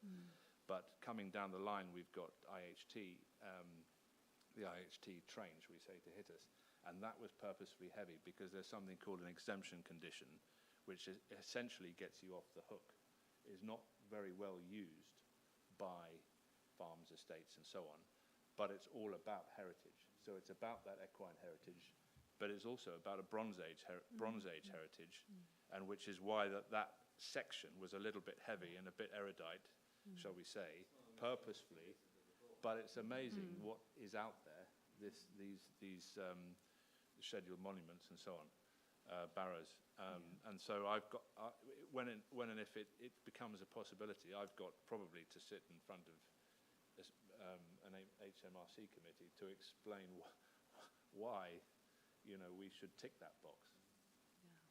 Yeah. Thank you very much. We've got a number of questions, so I'll start with Mo first. I mostly just want to say this is fantastic, and it's extremely impressive to read and inspiring. And I think for me, from a EDI sort of diversity perspective, this is just excellent. And it's clear the way that it's been thought about in an incredible amount of depth. What you were just saying, Oliver, about using the word estate, it's a good example of that, where it's like these things have to be very, very, very heavily thought out. And that use of language is throughout this in a beautiful way. I really like the word democratizing. I think that's a great way to put that access to nature. Question I had was, I think that these 4 pillars are really good. I see quite a lot of overlap between some of them. And I was wondering if there's just out of interest really, is it that pillar 1 is prioritized higher than the others, or is it that they should be given equal resources between the 4, or is that to be questioned? I don't know. Yeah, because they all are very powerful, and but it looks like a lot of work and a lot of resources. So is there a priority order here, or is it just numbered like that? Thank you. If I could ask you just to be brief in your response, I'm keen we get all the questions out. Yeah, that's all. sure, sorry. Logically, there should be equal weight given. I think, though, and it might shift over time. For me, nature recovery and restoration is the most urgent, for reasons I mentioned earlier. And we haven't quite got as far as... When, from a balance sheet perspective, you are, from a week-to-week basis, frankly speaking, trying to stay alive, you don't necessarily allocate budget A to this pillar and budget B to this pillar. One day, hopefully, that would become a thing. So, but thank you for your comments.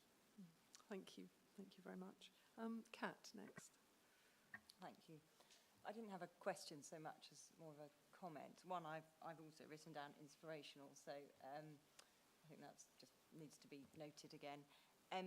More widely, I think this is the sort of, to me, the best WEP we have seen, and I know we're still in the early days, but I think as a committee, we should probably hold this up as something that we do want to put our resources towards, because some of them I felt have maybe been a bit more strained, and given the amount of time and effort it takes, I think maybe this should be held up as this is what we're really wanting our partners and stakeholders and estate owners or whatever to aim for, because I don't know, I feel some of them have been more of a tick box exercise for those estates, so I think I'd just like that to be on the record. And finally, I really hope in any way that the South Downs can assist, you know, as far as possible to help you realise your vision, because I thought it was brilliant, so thank you. Thank you. Thanks very much, Kat. Vanessa. I feel like I'm just sort of echoing everybody. Inspiration. You know, it feels like almost like a manifesto, doesn't it? I'm just going to like print your pillars out and keep them. They're really, you know, that's fantastic. And I really love this your approach to becoming a social enterprise. It's just so interesting. I can't wait to see how that develops. And as someone who kind of follows your Instagram feed, the kind of post that capturing that thing at the moment of experiences people want to experience, they want to, like you're saying, be immersed in the countryside and have that. And there's some lovely films that you've got on, someone's on a horse and just going out, and that connection. And if you were like someone living in a city or something, you'd just be like, I've got to go there, I've got to be there. And it's really powerful. So I just wish you loads and loads of luck, Oliver. Thank you so much for all the time you've put into this and the inspiration that you've given us around this table today that we're going to take with us. It's really cool. Thank you. Thank you. Thanks very much. Tom. Hello. And reiterate all the positive comments. It's a lovely document to read. But I think actually Vanessa used a good term there. You could interpret it as a manifesto, and I wholly support the, if you like, the ethical commitment and the depth of ambition in the different pillar areas.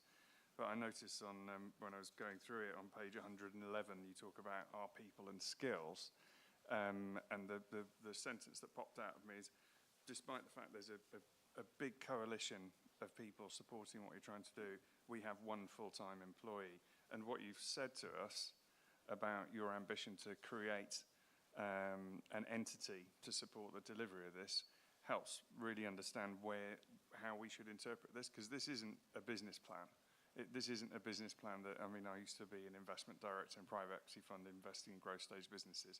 This isn't a business plan for that purpose, and I think we need to consider that there's a continuum between different types of WEPs, from those that are larger scale, more established commercial enterprises, through the continuum to this, which is, it plucks at everybody's heartstrings, because it's exactly the sort of ethos that we'd like to see in these whole estate plans. And I think what we ought to be doing as a group is working out how we can help you to achieve this vision. So I suppose it might be a bit of a big question, but if there were 3 things we could do to help, I mean, you talk about people, you talked about financial resources, you talked about continuity and being able to stay focused on your goals and also having to adapt to weekly challenges.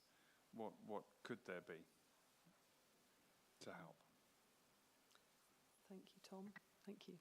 Yes, perhaps you'd like to give us some insight. Good question, Tom. Three things.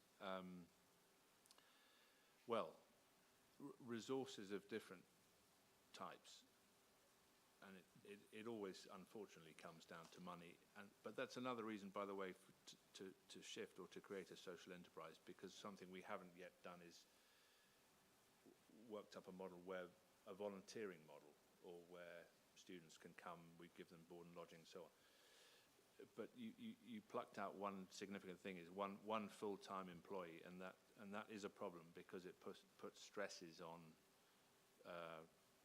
myself, my wife, and so on, and therefore, whether it's financial help or human resource, that would be, I don't know if that's 2 or 1, but that's always going to be of great assistance. And which is why we're having to pivot and position differently to open up more opportunities for grants or foundations or so on. Because otherwise, with the headwinds, with what's going on in the world, with rising costs, I mean, April the 1st, every single thing, vet, abattoir, wood chip, power, everything went up. So we're all getting squeezed, and others are in the same boat. So the help, if I could split it this way quickly to finish, resource, which financial or otherwise, and then promotional activity, which is perhaps easier to do, whether it be in a newsletter or forging a greater alliance,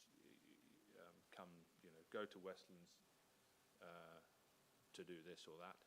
But from the South Downs National Park Authority perspective, I don't know that you can favouritize. There shouldn't be any favouritism, but something of that nature. Okay, thank you very much. Thanks, Oliver. Jerry. Thank you. Thank you, Chair. Really echoing what others have said in terms of the comprehensiveness of this vision is tremendous to read, and thank you for a very good read. But I think compared to some other WEPs that we've seen, it's your very realistic notion of achievability or otherwise that has come through as well. I would echo what you've just said, actually, that prior to sitting down yesterday afternoon to read this, I was aware of some of your land because I'm walking through the South Downs Way and all the rest of it. I wasn't aware of the concept of Westerlands as a whole and what you're trying to achieve. And I'm sure there's something we can do to help to get that knowledge and get that awareness out there. And it should, to me, stand as a beacon of what is possible, or what is at least a clear vision of what the park strives to achieve. And finally, I just say I'm going to find it very hard to see a signpost to Grafham in future without thinking of a 1950s Mancunian child sending a postcard to his aunt. So thank you for that as well. Thank you. Thank you very much. Any other questions or comments? Okay. I did just want to ask, Oliver, I really applaud the democratising access and the local and community access. I just wondered, and I'm asking an enormous amount here, whether you had also thought about moving that access into understanding and then advocacy, because that's one of the challenges that we find as a national park in terms of engaging people.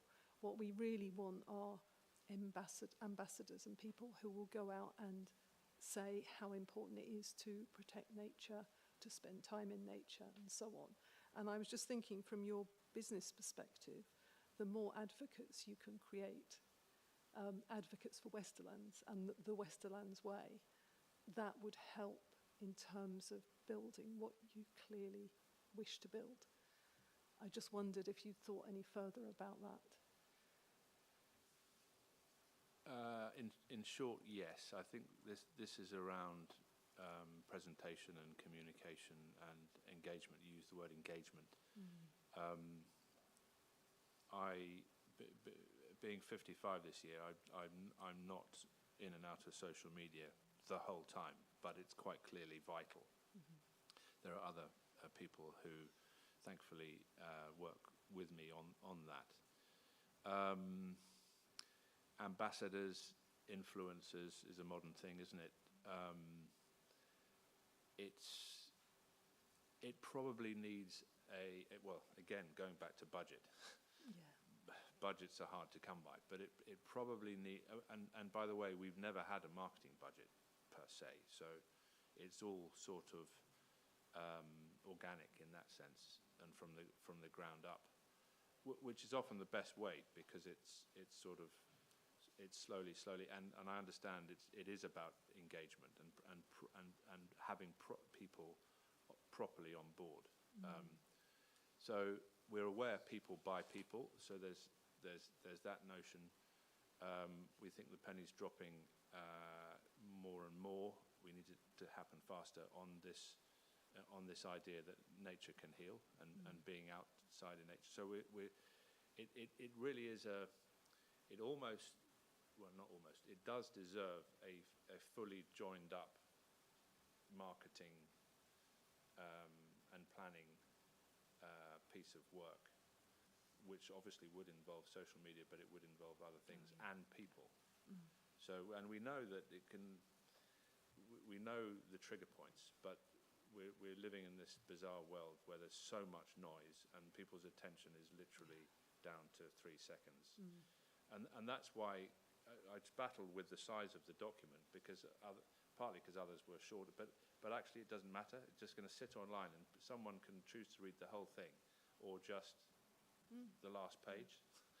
Do you see what I mean? Yeah, so because absolutely. they're already distracted before they've even got to page 3. So that really is the key thing that we're battling with, the state of people's minds and how to capture that from a business perspective and get them to Westlands and get them to the national park, because we know how good it's going to be for them. And we see this, just to finish this, my daughter occasionally works in the Woodfire campsite, so they see families arrive having battled the A3, and they're pasty-faced and grey coming from London, and they're wired. You can see it in their eyes, and their children are misbehaving or crying or whatever. 24 hours later, they are different human beings. Literally, 24 hours later, because you see the same people coming up to get their food or whatever. So it is a very powerful thing, but it needs more. It needs probably a proper piece of work. Yeah, thank you. Tim, then Mo, and then I think we're going to have to call it a day. Yes, Tim. Well, I really just wanted to come in on the woodfire camping thing, because it creates experience, it creates under the stars, and those essential ways of winning people for the cause, I think. And I did circulate something amongst a few colleagues about the situation in the New Forest, where they have a lot more camping facilities than we do here for the area involved. But you did, Chair, say in response to that have we taken stock of the camping facilities that we do have here in the National Park? I did. It's not a criticism, but I didn't notice anything about camping in the draft PMP. I'm not saying there needs to be, but I didn't. But I do wonder whether that's something we could at least think about as to whether we should pursue your suggestion, if you see what I mean. So we had a better idea of what the universe of and quality of available space of this kind was. But I do think that Westerlands have set a brilliant example in that respect. I'm very pleased, but I'm not surprised to hear that it's having that kind of effect on the people who are visiting. Yeah, thank you. And Mo? Just quickly, on the layout of this, I think one of the reasons why this is so clear as a web is because the visions and the action plan are next to each other, which I don't think is always laid out that way.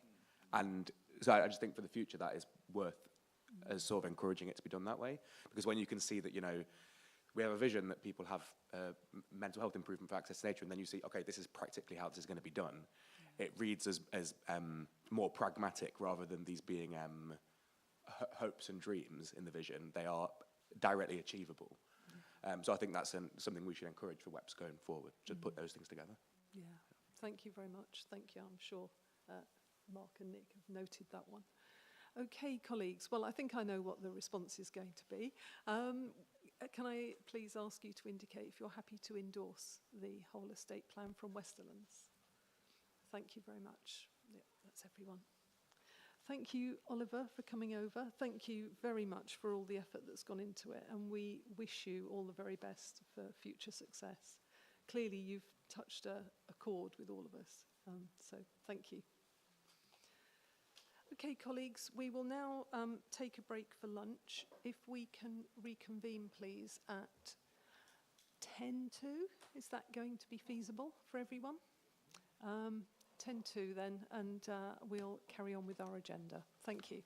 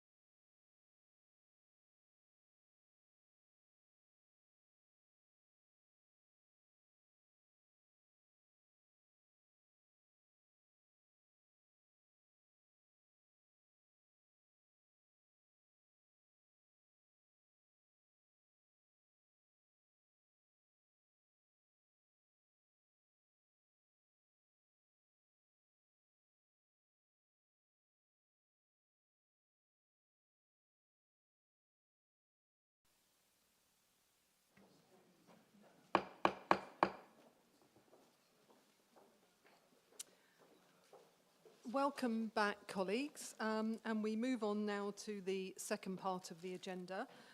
We're on item 15, which is the Recruitment Advertising Framework Contract 2025, and I'm delighted to welcome Hayley and Nick.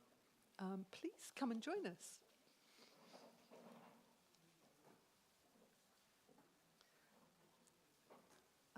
I know Hayley's leading on this, but Nick is here to answer any HR-related questions. So over to you, Hayley, for an intro. Thank you, Chair. In 2019, the South Downs National Park Authority set up a single supplier framework for use by all of the UK national parks for their recruitment advertising needs. The framework has now expired and a new one needs to be set up in its place, continuing collaborative procurement and securing cost savings through economies of scale. 7 national parks wish to continue being named on the new framework. The estimated total value is £400,000, excluding VAT, across all 7 named national parks. However, SDNPA's annual cost for this is approximately just over £21,000. So there's no financial commitment required up front, and contracts are formed on a call-off basis. So the procurement approach so far, we've been out for some pre-market engagement via a questionnaire, and we are currently working our way through the responses, which, if given approval, will inform the specification. So initial themes that have been pulled out include the market has changed rapidly since we last went out. Different technologies, AI, a real consideration for EDI. And so this means that the specification needs to evolve too. We have asked specific questions around EDI and will ensure that this is a scored element of the evaluation. Because we've received such a good response to the pre-market engagement, I propose a 2-stage process. So an open conditions of participation stage, which was formerly known as the selection stage, and that will reduce the numbers of bidders we take through to the actual tender stage. There are some admin considerations going forward in that SDNPA will manage the framework, including contractor performance and value monitoring, but we are one of very few parks that have a procurement team, so we're best placed to do so. So with committee approval, the next steps are to review pre-market engagement results, finalise the specification and publish the conditions of participation, and then select 5 to 8 bidders to take forward to tender. We will evaluate all stages with a panel including SDNPA staff and staff from 2 other national parks. Please let me know if there are any further questions. Thanks very much, Hayley. That was really clear, a really clear report as well. Does anyone have any questions? Vanessa. Yeah, hi, thanks Hayley. Love procurement, it's one of my favourites. Now, I just want to, it's so powerful. You can do, you can change the world with it. But what I wanted to ask about is, so you've got 7 of the UK national parks. I know they are actually, English national parks. And I wondered if there was a possibility whether National Parks England could use this service as well, because it's a membership organisation that's based on these 10 English national parks, whether that's something that it could use because it's so tiny, it doesn't have the kind of capacity to have any of this, and it could be really, really helpful. Absolutely, I'd support that. I think that's a brilliant idea, and we'll take that forward. Great, thank you. Tom. Sorry, this is going to be a really boring technical question, but given that the proposal here is to provide a service for a number of different discrete entities, how are you going to manage the data GDPR sort of liabilities within that? Because obviously recruitment, my own organisation uses the recruitment service of another organisation, and we found that they inadvertently shared a whole load of applicant details online, which got taken down very quickly, but that creates a GDPR reporting obligation and obviously a risk. So just wondering how you're approaching that. Might be one I take to Nick, but I'll go first. All bidders will be fully GDR compliant. We'll manage that through a due diligence process in the selection stage. So anyone that isn't compliant or up to date with GDPR practices will not make the tender stage selection. But you may wish to add to that, Nick. Yeah, and just to say this is for the advertising only, so actually applications and everything, each park still deals with separately.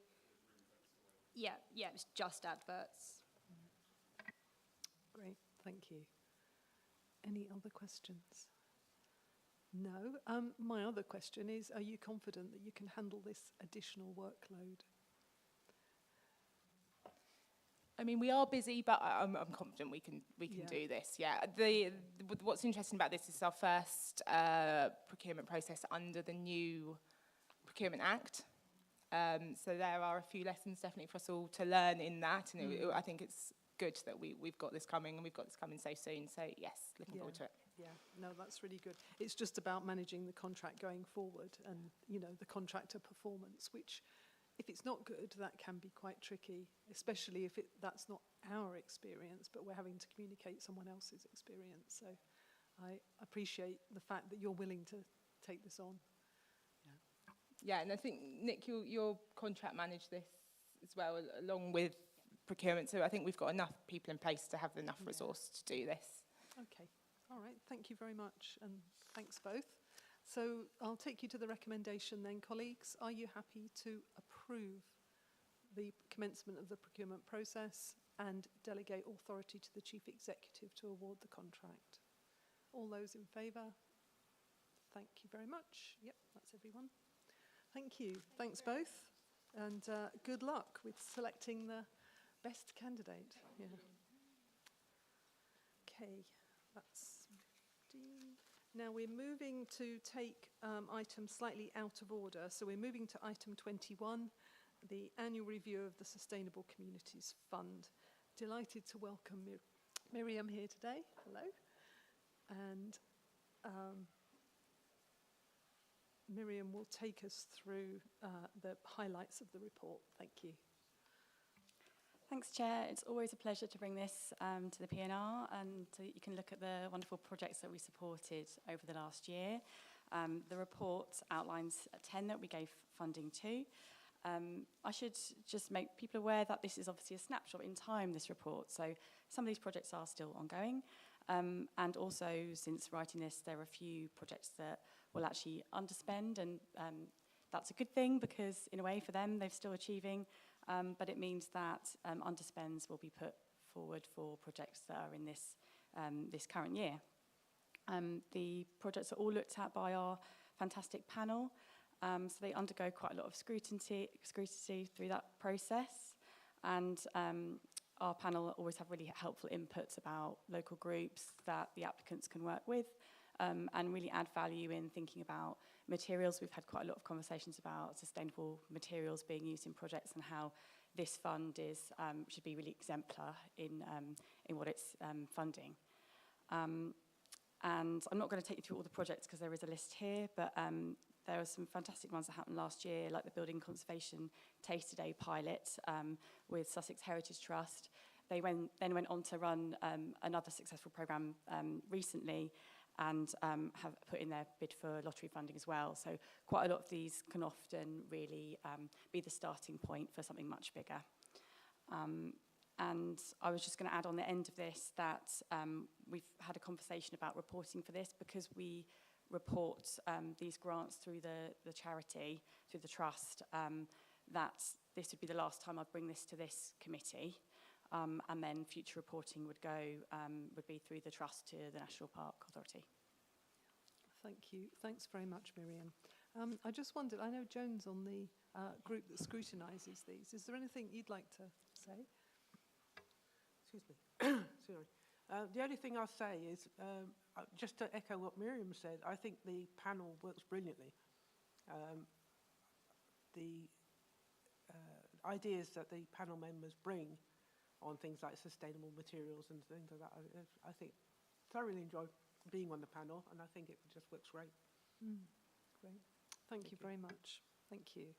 Does anyone have any questions about the operation of the panel, the fund, or any of the projects? I think, Mo? I was just going to say, and I think I've said this before about this fund, when you look at the map and seeing how stuff is so spread out across the park, it's just really good. And then the second map, which has all of the previous years on it, it's incredible. It's completely diversely across the park, which it's hard to do. So that's, yeah, appreciated. Yeah. Great, thank you. Stephen? Thank you. Do we track how if the money's spent? So you have a list of projects which are allocated. Do we know they're spent and the projects are successful? I keep a record of them, and then usually either we pay at the end or it's a sort of staged payment plan based on what they've achieved. So I don't release all of the money until they've completed, and they send us a grant claim form with photographs and outlining what they've achieved as part of an evaluation. Thank you. Vanessa? Yeah, I'm just chipping in on the Sussex Heritage Trust, you know, the Taster Days and how amazing they have been and how inspirational to get young people into these, because these skills are on the red list, aren't they? And then they have then, Sussex Heritage Trust have then gone to get some heritage lottery funding. And is that going to like grow to a lot more Taster Days, or do you know what that is, Miriam? Can you just, because it's so exciting and I don't want to get it wrong.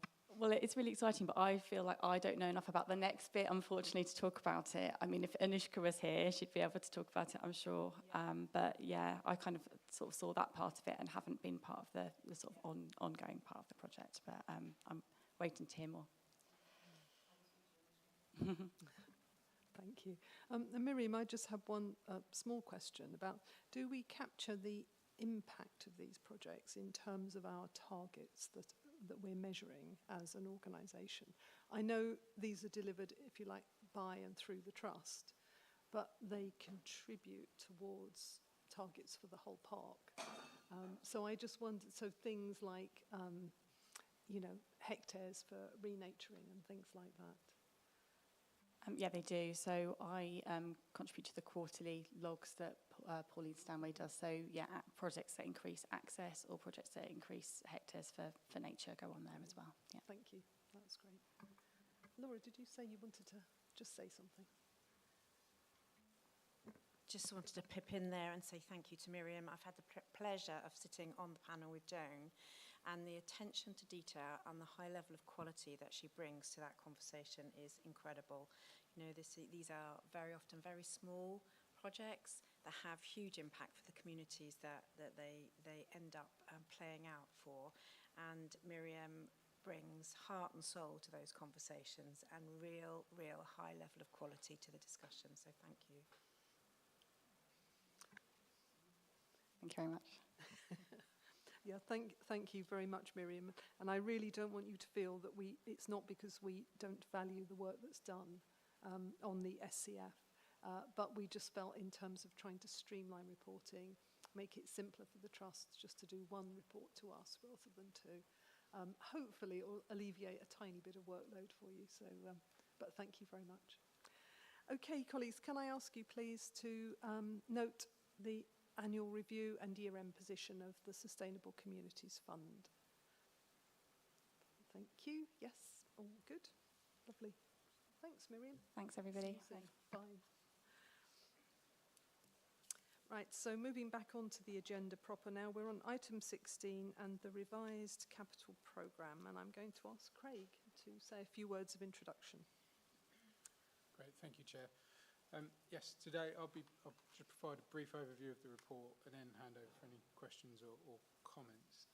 So the report presented today outlines the impact of the increased capital deficit grant against the grant assumed at the point of setting the 2025-26 budget for the authority. On the 27th of March 25, NPA approved a capital programme of £692,000. This was to be fully funded by the assumed new grant. However, since that meeting, DEFRA have confirmed the authority's allocation, which now stands at £2 million. Work has been undertaken to ensure the authority has the required level of capital programme to meet that. including the revenue costs that are eligible to be funded from capital grant. This review has resulted in an increased capital programme of £1,594,000, an increase of £902,000. Committee are being asked to recommend this increase to be taken for approval by NPA. There is a condition attached to this new grant requiring any unspent funding by the 31st of March 2026 to be returned to DEFRA. It's therefore imperative that a degree of flexibility is allowed for when considering the capital programme and potential changes required to ensure the grant is utilised to its fullest and provides the authority with the greatest opportunity for investments to deliver against the corporate priorities. Policy and Resources Committee are being asked today to delegate authority as per recommendations 2 and 3 in the report to allow for such flexibility. To ensure sound governance remains in place, any agreed amendments will be reported in line with the financial management reports with full implications outlined. Finally, the impact of receiving a capital grant for previously approved and funded capital programmes is that approved funding at that point in time can be released and switched for another purpose. The committee is being asked to note that the decision with how this will be used is to be made at the next NPA meeting as part of the 2024-25 outturn report, where the decision can be made in line with other resources available to the authority. Happy to take any questions. Thanks very much, Craig. I think that's really helpful. Just to highlight a couple of things. One, because this is a public meeting, and I think it is worth noting what's said in paragraph 1.3 about the fact that the SDNPA has 50% of the grant that we received in 2010 when we were established. That is really significant and of concern. And I think it's quite incredible what the officers and the team have done in terms of delivery, in terms of impact, given that financial backdrop.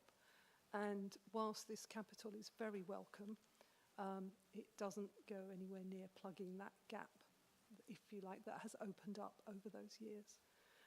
However, I'm very grateful for it and very grateful to officers for the time that they've spent in looking at how best we can deploy the capital monies. I just want to clarify the 2 recommendations, 2 and 3.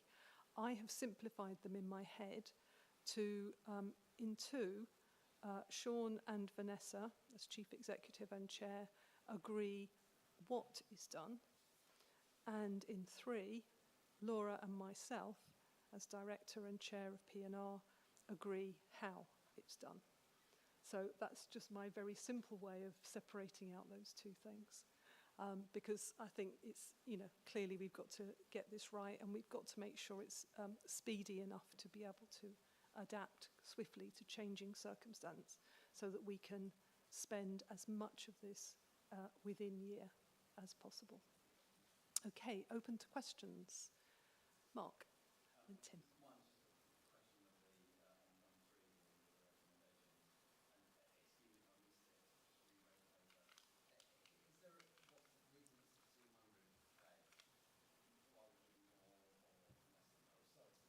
Sorry. Point 3, why is it 200k and not more or less than that? Okay, yeah, well, the standard financial regulations and procedures for the authority outline that 200,000 is the limit that needs to come to Policy and Resources to be signed off. So anything underneath that, there's already authority in place to be able to make those amendments or enter into contracts at that point. Thank you. Sorry, just to follow up. But looking at the range of projects, I mean, obviously most of them fall under that amount anyway. Are we anticipating further above that amount, and do you need an increase on that to ensure the speed of delivery? Possibly. Yes. Do you want to say something, Laura? Yeah. Laura's going to just. Vicky. I'm on. Oh. Possibly. It's a really new and emerging piece of work for us. So developing what comes next and on a monthly basis and how quickly we have to change and flex, possibly. Yeah. That's right, isn't it? That's right, isn't it? Richard, would you just like to? Yeah, I'll just clarify on the delegation. So at the moment, for entering in for the procurement, anything under £200,000, there is already a delegation in place for directors or the chief executive. This delegation is for anything over £200,000. Currently has to come to committee. This is saying it no longer has to, as part of the capital programme, that it's then delegated to Laura in consultation with Melanie to agree the procurement procedure. So that wouldn't come back to the committee if the NPA agreed this delegation. But of course, I would report anything back to the committee at the next available meeting. So, okay. Any other questions? Oh, I had Tim. Sorry.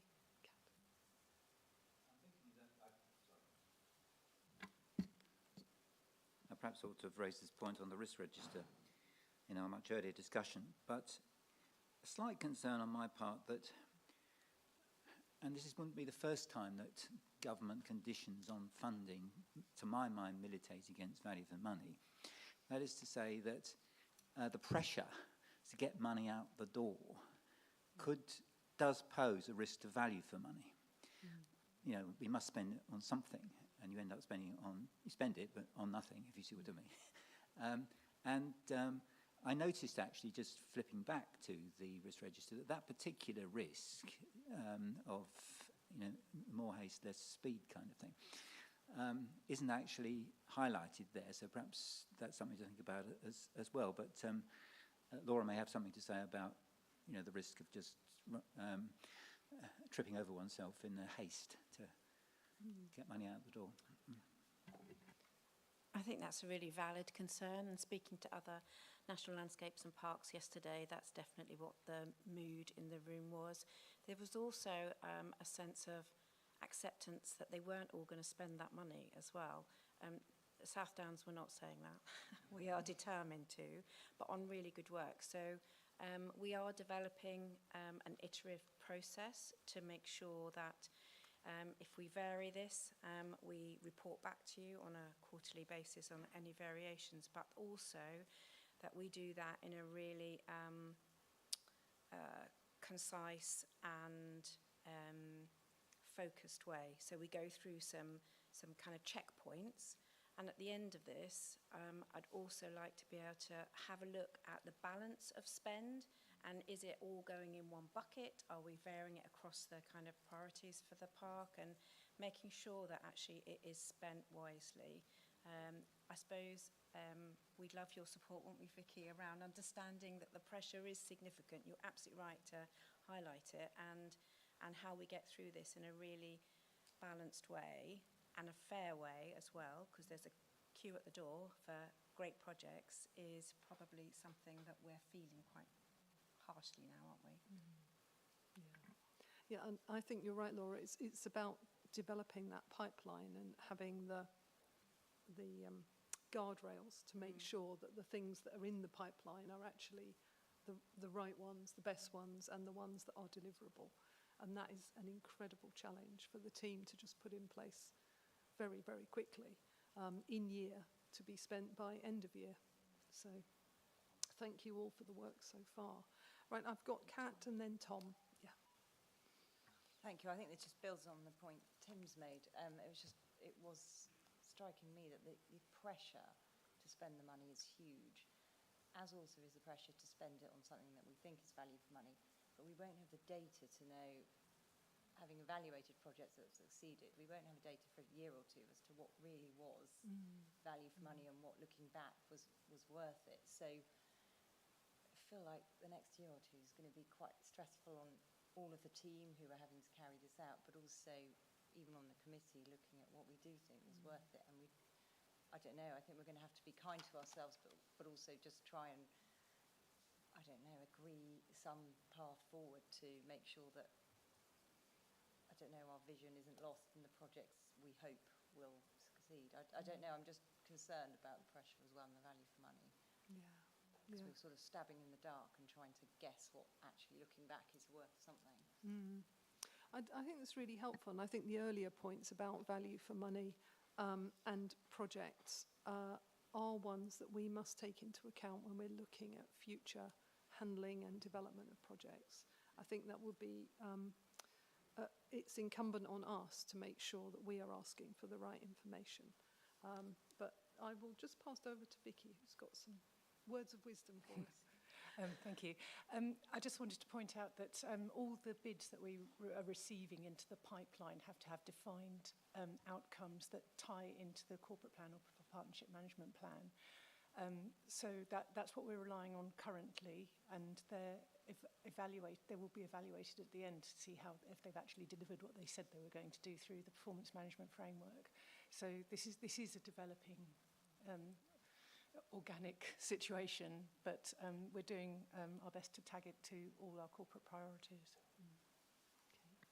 No, thank you, I appreciate that. It's more, sometimes with projects, you can't tell until you've got 2 or 3 years down the line whether actually that was the right direction to go in or not, or whether spending that on a certain element was worth it. So that's sort of, I mean, that's my concern, but there's nothing we can do about it. And obviously all the checks and balances that you've got in place will make us feel as comfortable as we can in the current environment. Yeah, thank you. I've got Tom and then Vanessa. Thank you.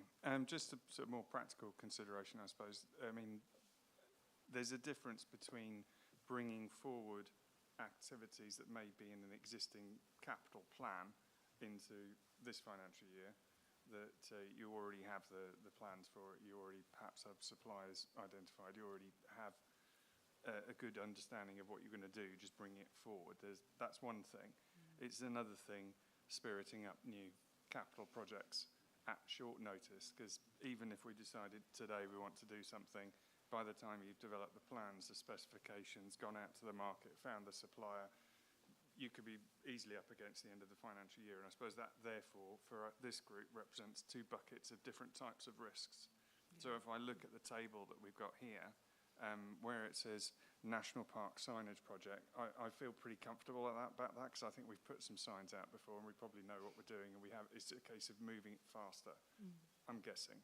And it's probably the same for, I mean, the cottage improvement works, the car park and so on.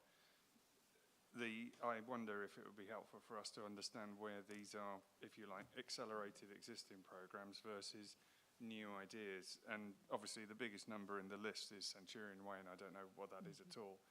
It may be that there is an existing capital program for Centurion Way and it's the same thing, it's actually bringing forward work. But I think if we're to provide our sort of assurance function, then just understanding that those kinds of distinctions at a more detailed level would probably help us to do that. Really good point, Tom. First of all, I would say, to reassure you, there's no shortage of projects coming onto the pipeline. The word is out there. And the enthusiasm of the wider team is really exciting, because they know that once they put it on a pipeline, there's a chance of it being approved for funding. And if it's approved for funding, then they have to put it on the performance tracker so that we can track and evidence the impact of that work. So there's a lot of work for officers to do to make that happen. But right now, there's lots of projects, and the more we do around that, I think the better that will become. I think probably as we go through the year, and we don't know yet, that might be different once people can really feel that organisational change that is happening, as we embrace that across all teams. But I think it's fair to say that actually, as well as it being a work in progress, you're absolutely right. There are some existing projects that Liz manages, who will be here in a minute to speak to you, that are really far more business as usual, and we're not starting from the beginning. Liz is an experienced project manager who has delivered these works in the past. To have a balance of those is probably healthy for Vicky and I, but I think the processes are evolving and getting sharper. But yeah, we feel that difference for sure. Centurion Way, the acceleration of an existing capital programme, or is it a new invention for delivery this year, the 400k? It's an existing programme of works.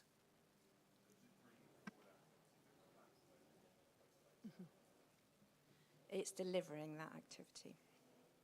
Yeah. Thank you. I think, or looking down this list, I think these are all things that we have seen before as a committee in various forms. So it feels like they're either expanded or accelerated rather than brand new. But that, I mean, Laura will correct me if there's any that are brand new. There is a bit of a mix, for sure. I think the next list that you see when we come to see you is that strong sense of the list will look quite different, and you'll start to see projects that you haven't heard of before. And there'll be smaller projects, but they'll be no less important. Thank you. Vanessa?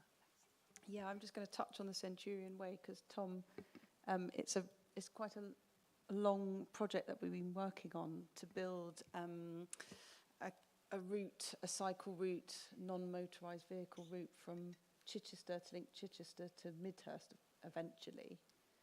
And we've been funding it through SIL every year for quite a few years now.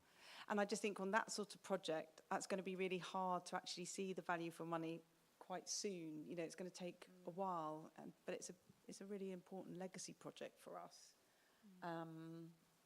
So yeah, so when you're evaluating, yeah. Tricky. So I think it's quite important to understand that some of these projects that have been identified as capital streams in the past, where we've identified funds from other sources, this now gives us the opportunity to either release those funds into any other proposed resources. And Centurion Way, for example, we have, as you said, a funding agreement for SIL, so we could accelerate spending through DEFRA capital and sit on the SIL element of it. So that it does give us that discretion, even though the commitment's still there to deliver the project over the whole period of time. But I think it's quite important to understand that gives us a bit of flexibility of how we use the money that's been released as a result of getting this increased capital allowance. That's really helpful, thank you. Thanks. Any other questions on this? Okay, can I ask you then to vote in favour or otherwise of the recommendations that are in front of us? The first three are recommending on to the National Park Authority, and the second two are just for us to note. All those in favour? Thank you very much. Thank you.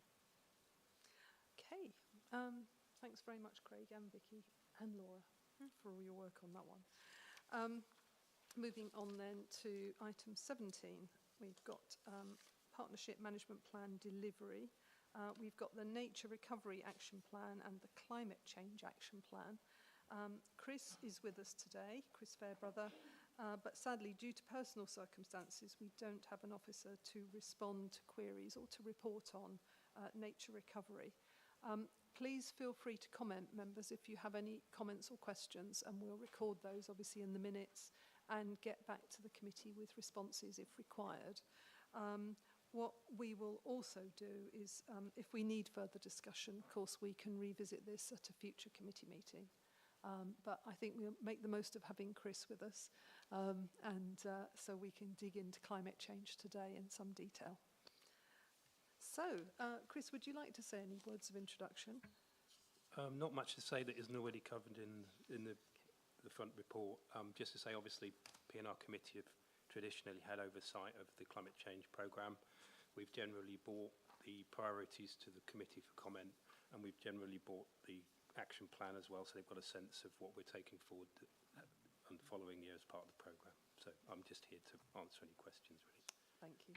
Thanks very much, Chris. Okay, and I know Sarah's with you as well, so in case we have any other questions. Colleagues then, any questions in terms of the forward-going plan, the activities and the priorities? Yes, Tim. Just a question, really, that on page 460, we have references to the authorities reducing its carbon footprint and the target there. And then also the 5% reduction per annum in the overall carbon footprint of the South Downs National Park from the 2019 baseline. Now, I'm not quite sure what the overall carbon footprint includes, but it seems to be it must include quite significant items that are not within our gift. For example, on space heating, the government is spearheading the work on heat pumps and electrification of home heating in that sense. And again, electric cars are subject to clear government policy in terms of having only electric cars available on the market from 2030 onwards.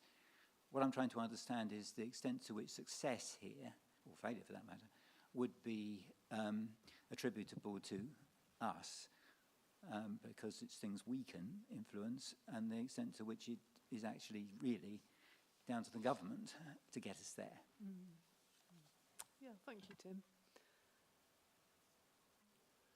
I'll just respond to that. Obviously, we have got two net zero targets, one for the National Park Authority as an organisation, and that is around our operations, our estate, and more recently we've extended that into procurement, so our supply chains and purchasing. I think this year have a much better understanding about what that carbon footprint looks like overall.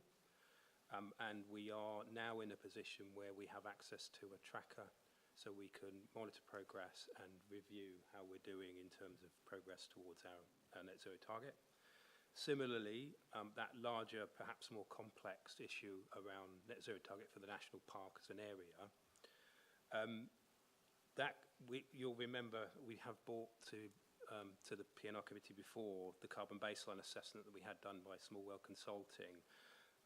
That does make clear recommendations around areas that the national park, where we can have an influence and can perhaps drive emission reductions, or more importantly, particularly around linked to our nature recovery work, where we can drive nature-based solutions. So we're effectively moving very quickly to the national park being a carbon sponge, effectively being a carbon sink as rapidly as possible. There are areas, effectively, where we don't have those tools and levers, and we are reliant on progress at a national level to drive some of those particularly around the energy transition, some of the transport-related stuff. But I think it's still important that we have that comprehensive understanding of carbon for the national park. So we in terms of the carbon pie, we know the areas where we need to shift the dial, where we are able to influence that. But also we have an understanding of where we can't and where perhaps we have to work with external partners or encourage action from others. So that is the reason for the split.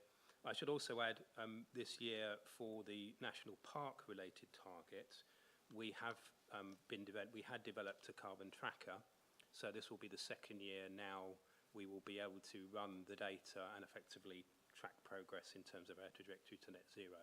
So effectively, we now have the ability to track both elements of our carbon targets, where previously we could only do one. Thanks, Chris. Yeah. Could I just ask a similar question then about tree planting, and that comes up on page 475 in the table there, tackling climate change through new woodland planting. I'm hazy, I have to say, about, on the one hand, the government's nationwide programme on tree planting, administered, I think, probably through Natural England, on the one hand, and our drive for tree planting on the other. I'm sure that there's great coordination and so on, but I just appreciate a sort of 2-minute account of how we are combining our forces on that, and not unnecessarily overlapping or double counting, or other risks that there might be. That's a good question. I think with the national park related carbon targets, a big component, as I said, are nature based. So that could be woodland planting, habitat restoration or creation, or regenerative agricultural type practices.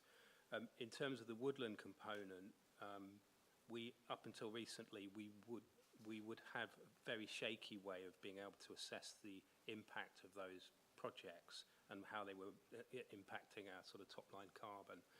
But in a few weeks' time, we've we've just piloted a piece of work to assess the carbon equivalency of our nature recovery work. So effectively looking at a couple of key strategic sites like IFOD, working out within that habitat mix, what is its ability to sequester and lock up carbon, what would be the uplift from the resulting management that's being put in place. We're really seeking to apply that methodology more widely, so we're able to start to capture the contribution that our nature recovery work is making, and ultimately we can then take it off our top line carbon figures. And effectively, the carbon tracker we've developed at the moment is very, very based on the national level data, but there is an ability to start feeding in local data. So as we get better at assessing the carbon equivalency of the nature recovery sites and more come forward, we'll be able to then account for whether it's 100 hectares of new woodland, 500 hectares of new woodland. We'll be able to account for whether, how much is that delivering on our annual target, and also how much is it taking off our top line carbon. So it is a complex area. We have been developing our capabilities consistently year on year to get us to a point, I think, now where we can more comprehensively report on the full range of activity. Yeah. Thanks very much, Chris. Did you want to just say something? Well, it was just about your question, Tim, in terms of the blend of government input and ours. And all I was going to say was that with, for example, our Trees to the Down scheme, that focuses on what we call trees outside of woods, trees on roadsides or verges, and those often aren't covered by grants, and that's the reason we focus in on that, because it's at risk of not happening otherwise. And we're very careful to make sure we're not funding things that could be supported through public pots elsewhere, because that would obviously be wasteful. In terms of the larger planting, obviously you've got English Woodland Creation, which funds most of the planting and the management. What they don't do is compensate the landowner for any lost income, and that's why we're looking at this, we call it a platform, but it's basically a business model that would sell local carbon, provide them with that income, and therefore would marry alongside the UCO, but get the woodland over the line, because at the moment no one's planting because it's not enough. So that's the plan. So we're very much thinking about how we intersect. Can I just ask a quick idiot question then? How do we make sure that where we have woodland that we can count as being new, or any land change which is designed to improve carbon capture, how can we ensure that A, we count that towards a park carbon offsetting, or B, it's sold to help someone else offset their carbon footprint, and that we don't count it in both times, in both cases? We had previously identified a risk around double counting on this, and I think that's kind of built into our tracker. We want to obviously make sure we're effectively accounting for the carbon as much as possible, because it's an area-based assessment. Yeah. We can do that within the bounds of the national park, but I think we're going to have to be, monitoring it to make sure that where we are selling that carbon, that effectively, I mean, the main risk of double counting is with the local authorities, but then very rarely are they involved in the nature-based side of things. The work they're focusing on is really around energy transition and transport. Yeah. Thank you. Thanks, Chris. Any other? Vanessa? Thanks, Chris. So it's following on from that really in the carbon sinks, and I'm just thinking about planning and planning applications that are coming through for kind of wetland creation and things like this, and actually and I can't off the top of my head remember the sort of changes in the local plan wording for this, but have we got some wording to help colleagues who are like on the planning committee, that when applications come forward for this sort of work, when we know that wetland creation is a really good way of drawing down carbon, that they get that, and that it's strong, it's a strong lever, and we want these things to happen. Do you get what I'm saying? Yeah. In the action plan on page 3, this is the climate change action plan I'm referring to here, we've got an element of work that refers to embodied carbon in planning and development control. That's on page 3 of the big table at the back. 473 of 473, sorry, yeah. I'm noting. In the year activities, there's a reference to embodied carbon. We've identified, obviously, there is an opportunity here to get a better handle on the contribution that planning and development management is able to make around carbon. And that's not just in terms of habitat, that's also low carbon design or zero carbon houses. But at the moment, we can't really factor that into the process. So the idea really over the course of this programme for this year would be to look at that particularly. The one thing we've identified as a gap is there are some models that look at embodied carbon within the planning system, but none of them look at the land use carbon element of that, i.e. does that development represent an uplift in terms of carbon or is it an impact? So what we are suggesting we might do is a piece of pilot work with a decent consultancy that can bring that land use carbon element in, because at the moment there's nothing nationally that looks at that element of the work. So I think that would be an important step forward for us, because we could then bring it into the realm of planning committee. Really helpful. Thank you. And I'm really pleased to see, Chris, on page 479 for us, page 9 of your plan, at the bottom there, all the activity around supporting homeowners in the park in terms of being more climate conscious with their buildings. I know it's something that Vanessa's been championing for a very long time. So it's great to see that's in there. Thank you. Any other questions or comments on this? No. Well, Chris, could I just say thank you so much for your work on this, and thank you in particular for your work in the national leadership realm too. I know you're doing an enormous amount across the country, and we really appreciate that and really appreciate your expertise. So thank you very much. I think Laura would just like to say a couple of words as well. I'd just like to endorse that, Chris. I think you and Sarah are a phenomenal team. What we've got in these two fabulous people is we've got this lovely strategic kind of oversight, national thinking, and Sarah's working really hard with local communities as well. So across the piece, we've got some fantastic work going on. So thank you both. Thank you. And just looking at the recommendation, I'd just like to propose that we slightly change the wording. Could I say that we note and endorse the direction of travel through these priorities? I know it seems a small thing, but I think generally, you know, as a committee, we are very supportive of the sort of activities that are underway, things that are planned, things that have been achieved. And I think rather than just noting it, it would be good to also endorse direction of travel. So can I ask you just to raise your hands if you're in agreement with that proposal?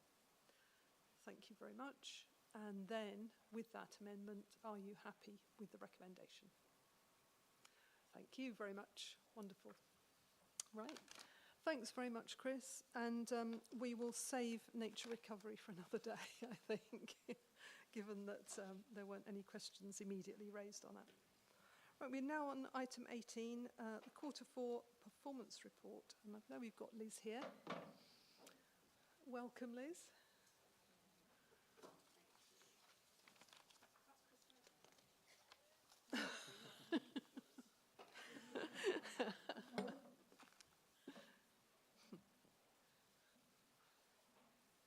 And whilst Liz is just settling in, I should just say that this performance report, we should always read this in conjunction with the projects and performance bulletin that we were all sent on Monday by Dawn Kirby. And if you haven't seen it, look in your emails. It's really valuable summary of the projects and activities that are going on in lovely plain English and a chance to just get a feel for the sorts of projects that are underway. Liz, welcome. Thank you, Melanie. I appreciate the endorsement of the bulletin because a lot of work goes into that. Yeah. Good afternoon, members. I'm not going to repeat the content of the report. I appreciate it is a lengthy report, and I know some of you have fed back. It's quite comprehensive in terms of its quantity. So it is, just to recap, it is a performance and project report that is for the entire year, so it's the annual report.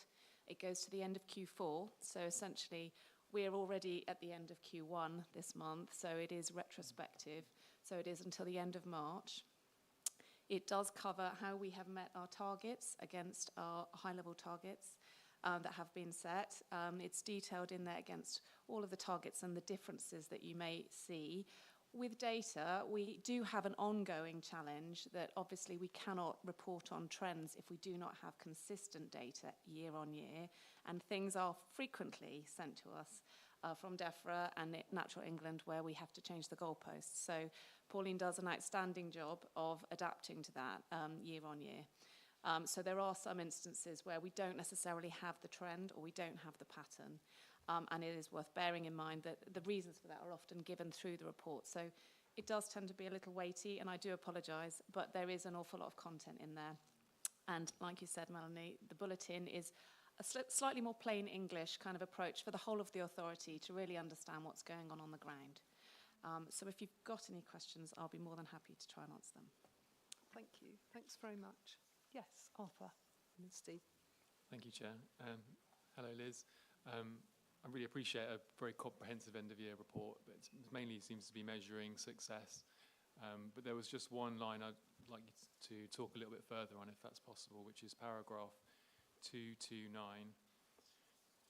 where it says, good progress is being made at Seven Sisters Country Park under the new countryside stewardship agreement.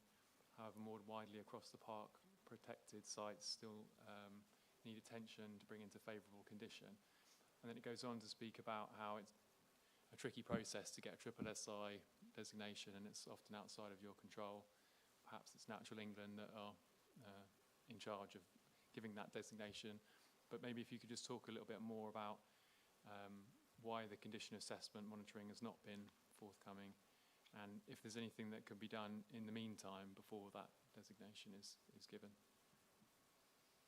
Thank you, Arthur. So we do actually have Natural England. They actually have an office in our Seven Sisters offices. We do have very good working relationships with them, but they are extremely resource contained in the amount of surveys that they can do within a year. They've been out and they've actually done working experience at Seven Sisters and some of our other sites around the park, but getting them to actually come out and do triple SI, you know, revisiting whether it's a favourable or move to a less favourable condition is extremely time consuming, and they haven't actually done it for quite some time. So we do ask them to, you know, can you come out and do them, but we're basically on a long list of other protected landscapes also asking the same question. I don't believe anyone other than Natural England is in the position to do those. We can informally do our own assessments about what we think, but that doesn't formally change the status of the triple SI. And is there anything more that can be done in the interim while we're waiting for those assessments to be done? I'm not sure, to be honest. I mean, we are doing the best we can in terms of looking after the environments, and our rangers are incredibly good at actually trying to bring things into a more favourable condition. In some cases, that's resting or, you know, looking at the way in which we're grazing a particular area. You can see through the ecology sometimes that these things are massively changing. I mean, at Seven Sisters at the moment, the butterflies are incredible. If you're a butterfly fan, I was there yesterday, I saw 20 species in like half an hour. So, you know, there are obvious signs that things are improving, but nothing concrete that actually demonstrates a change in that condition. So, yes, we are doing what we can, but on paper, it's not always the easiest. Thank you. Thank you. I've got Stephen next, then Vanessa. Liz, it's a great report, and when you read it through, you realise the huge amount of work that's going on, but there's a but coming. I'm one of these people who thinks it's too much, and it would be great to have focus on those things that didn't go well. I mean, I can read and say, well done, and that for this, but what didn't go well? What would you do differently? Carrying things into the next year, have you got the right resource against it? As a committee, do we need to help put pressure on, you know, changing resources? It feels a bit like a shopping list. I would rather it was more of a how can this group help? how can we, as a, working with officers, make things better and more productive. So it's just feedback for the future. Yeah. No, thank you, Stephen. And I'm sure that with the new partnership management plan, all of us will be looking at how we monitor, how we report on, what sorts of questions we need to answer. But I think I have to say this report is an evolution from what we used to receive when I first arrived, which was almost 6 years ago now, 5 years ago, no, 6 years ago. Anyway, it was literally just a massive spreadsheet of projects. So we're moving absolutely in the right direction, but I fully accept your point that we do need to start getting more targeted now, especially as resources become scarcer and as we become more reliant on external funding. We've got to make sure we've got the right sorts of activities that are going to lend themselves to external funding as well. So, yeah, thank you very much for that. If I may as well, Chair, we actually also have a performance and learning strategy that will be coming to P&R later this year, which is incorporating a circulation of that feedback within our systems. It's a few years now since we had our PLIG, our Performance Learning and Improvement Programme. So yeah, it's really important that we do get that self-critique through our system, and we do actually learn from those mistakes.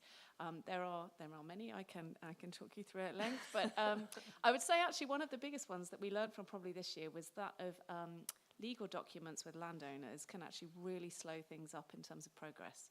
All sorts of projects have hit that barrier.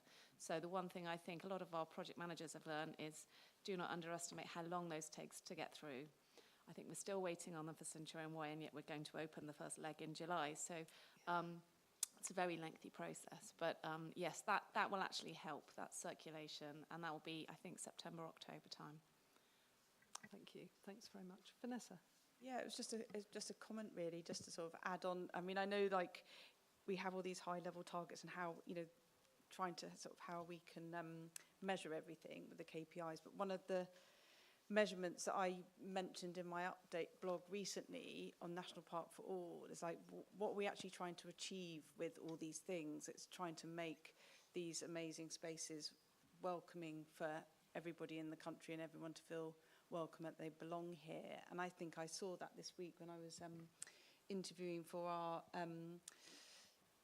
vacancy on this board for a Secretary of State position, and I interviewed 8 people this week, and how many is that? 1, 2, 3, 4 of those were from Black and Asian ethnic minority group, and then an additional 2 were young people, 25 or under, and there was 1 guy.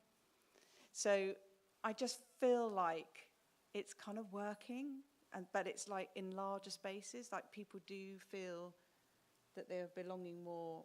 We are shifting. So a shift is happening, and it's great. So like we're doing all the right things. Keep working. Yeah. Thank you very much. All right, Mark and then Tim. Mark and then Tim. Sorry, Chair. Thank you very much. Great report and incredibly in depth. Just wanted to zoom in a bit on the comms aspect, as you might expect me to want to talk about for a minute. Vanessa and I had a brilliant meeting recently with Ruth and James to talk about comms going forward, measurement, and kind of the practice of comms within the park, but also future strategy and reflecting on our successes and where things can be improved. It's 2.68 on page 492.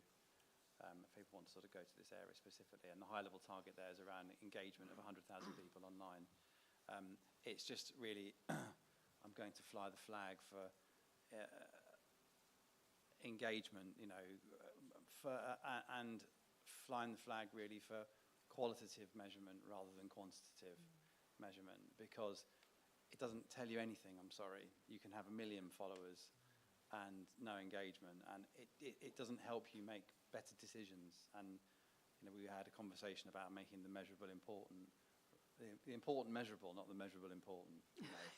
And So it's just really saying, actually, you know, I personally would find it, and I think it would be beneficial for the park, actually, rather than what I'd find beneficial, would be to hear really the engagement we're getting through our channels in more detail, actually, because that tells you a lot, and it helps you pivot and make better choices. And also around perceptions as well, so public perceptions, whether that's press sentiment, those sorts of things. James knows all of this. I'm just sharing it for the benefit of the committee, really, because we have the conversation outside of here. So it's great, and there's some really positive numbers there, but I think we do need to have a step change in those in the things that we're sharing, because it will help us make better decisions and create a park for all that we're trying to do.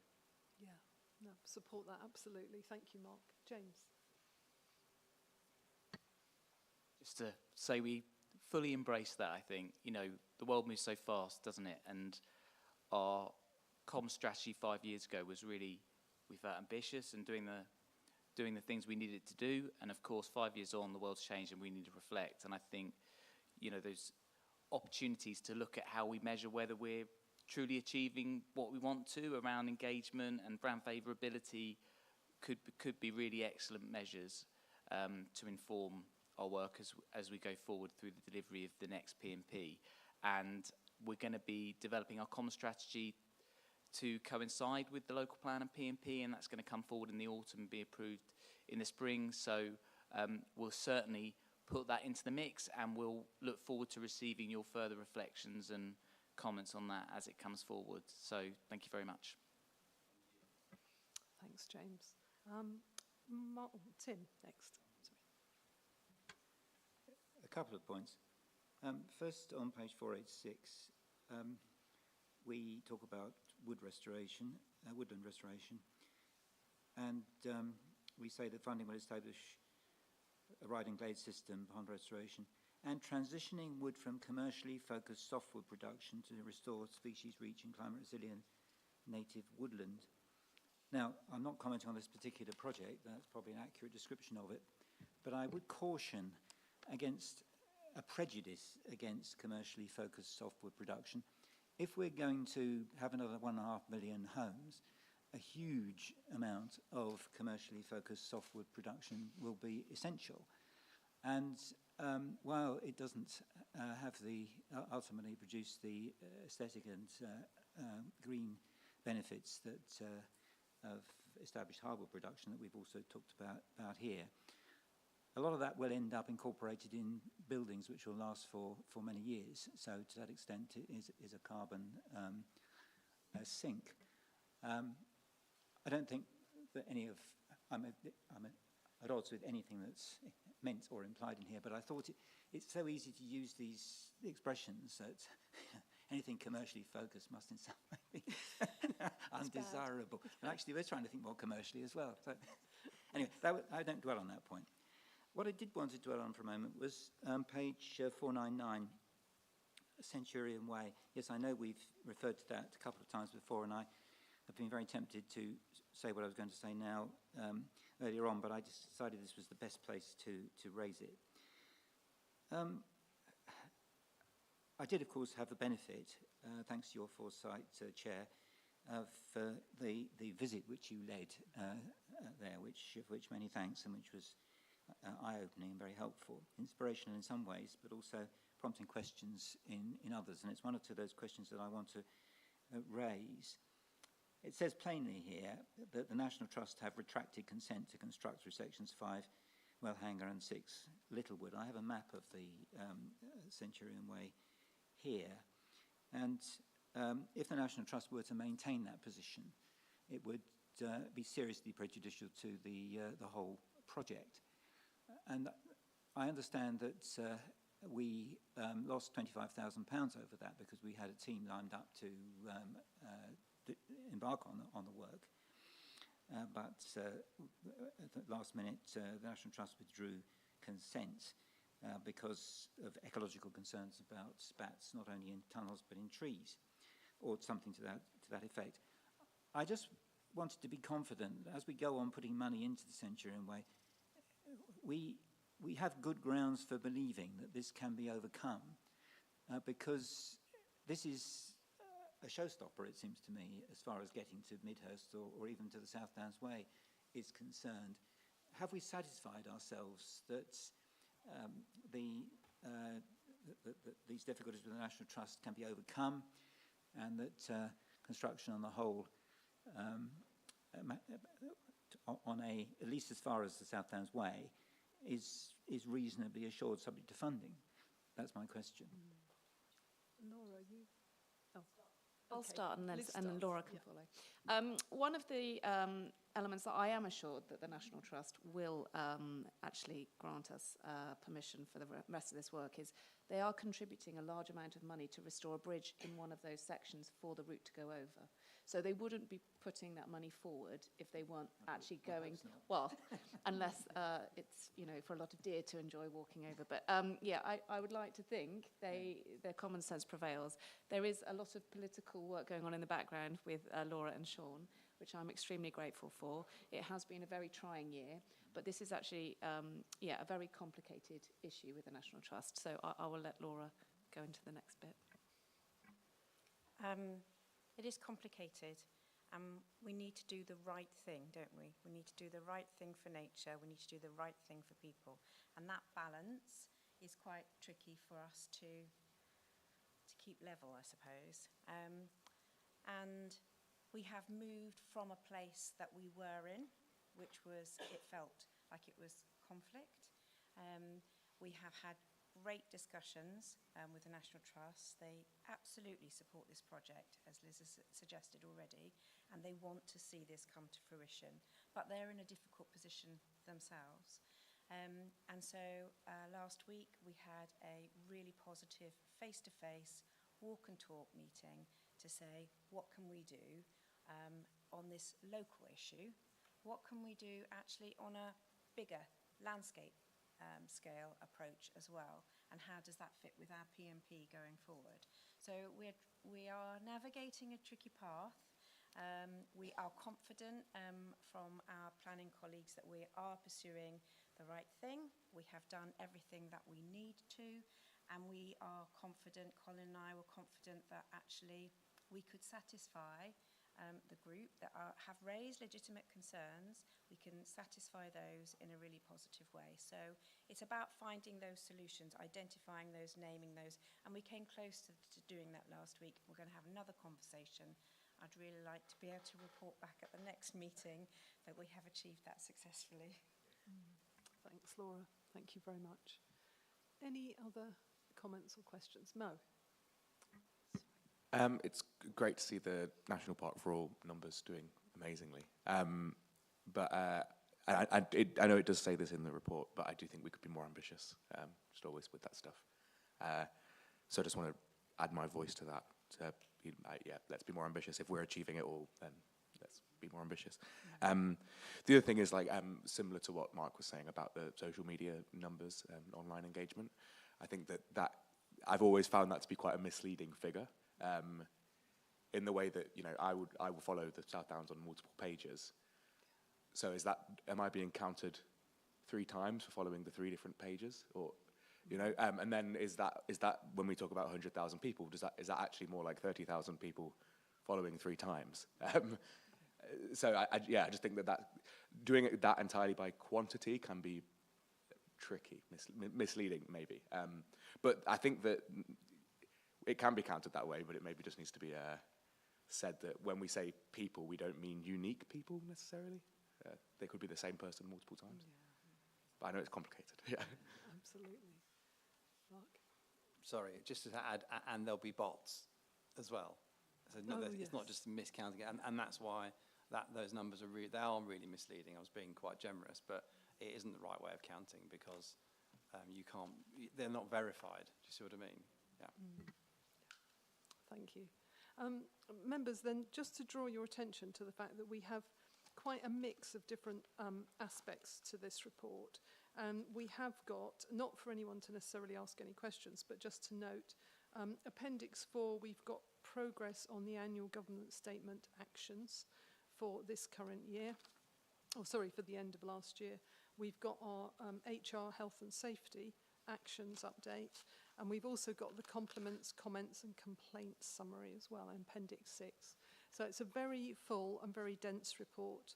In the complaints and comments and compliments report, I'd just like you to note, because we'll come back to this later on, the planning complaints by authority. I've got a little question over Chichester District Council, which we might come back to when we get to the planning report. Okay. Otherwise, can I ask you then to indicate whether you're happy that we've received and considered the Q4 performance report? Thank you very much. Unhappy? Abstain. Thank you. Anyone else abstain? Anyone against? Yep. Okay. Thank you very much. Thank you, Liz. Right, moving on then to item 19. We've got Seven Sisters Country Park performance report.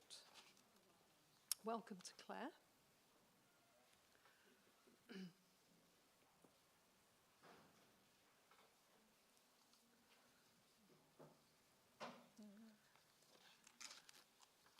Welcome. Thank you for coming over. Okay, would you like to say anything by way of introduction, Claire? More than happy to. You've all seen the report. Just a reminder that this is the legacy, if you like, from when Seven Sisters was part of the trading company and why it was reported separately. So going forward, it will form part of the corporate performance monitoring. And I have to confess to a small error on 1.1. There's no appendix because I've tried to put it all in there. So apologies for that. But other than that, happy to take questions on the points raised. Does anyone have any questions for Claire? Yes, Arthur. Thank you, Chair. Just a quick one, Claire. I think a couple of committee meetings ago, you mentioned that there was an interpretation plan that was going to be set up. I just wondered what the progress on that was. It's still in the business plan for this year, looking at a slide. So if you look at the operating agreement we presented last National Park meeting, can't remember. Yeah, last National Park meeting. It states in there that we're looking at changing the way we do our messages. So it's no longer sort of just an interpretation plan, but part of that bigger thing of how we do sense of place and stories. So we started on some of the groundworks. We are knee deep in a very busy season at the moment. So some of that more delivery might wait for just a couple of months while we catch up with that. Thank you. Yes, Kat. Just a quick question. I wondered, are there any plans to get Wi-Fi in the turkey barn? I suspect this is a complicated answer, but I thought I'd try. It happened yesterday.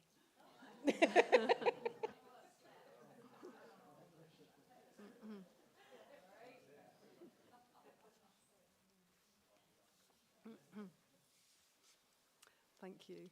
Any other questions? Yes, Stephen. Did the photo shoots happen? You said you facilitated two. Does that mean they took place? They did, they came, they took, and we wait to see when they appear, yes. So if we facilitated it, essentially means that Sussex Film Office said, can these people come and do a film shoot? We say, absolutely, we agree where they're going, what they're doing, and then they deal with it all. And they pay us money.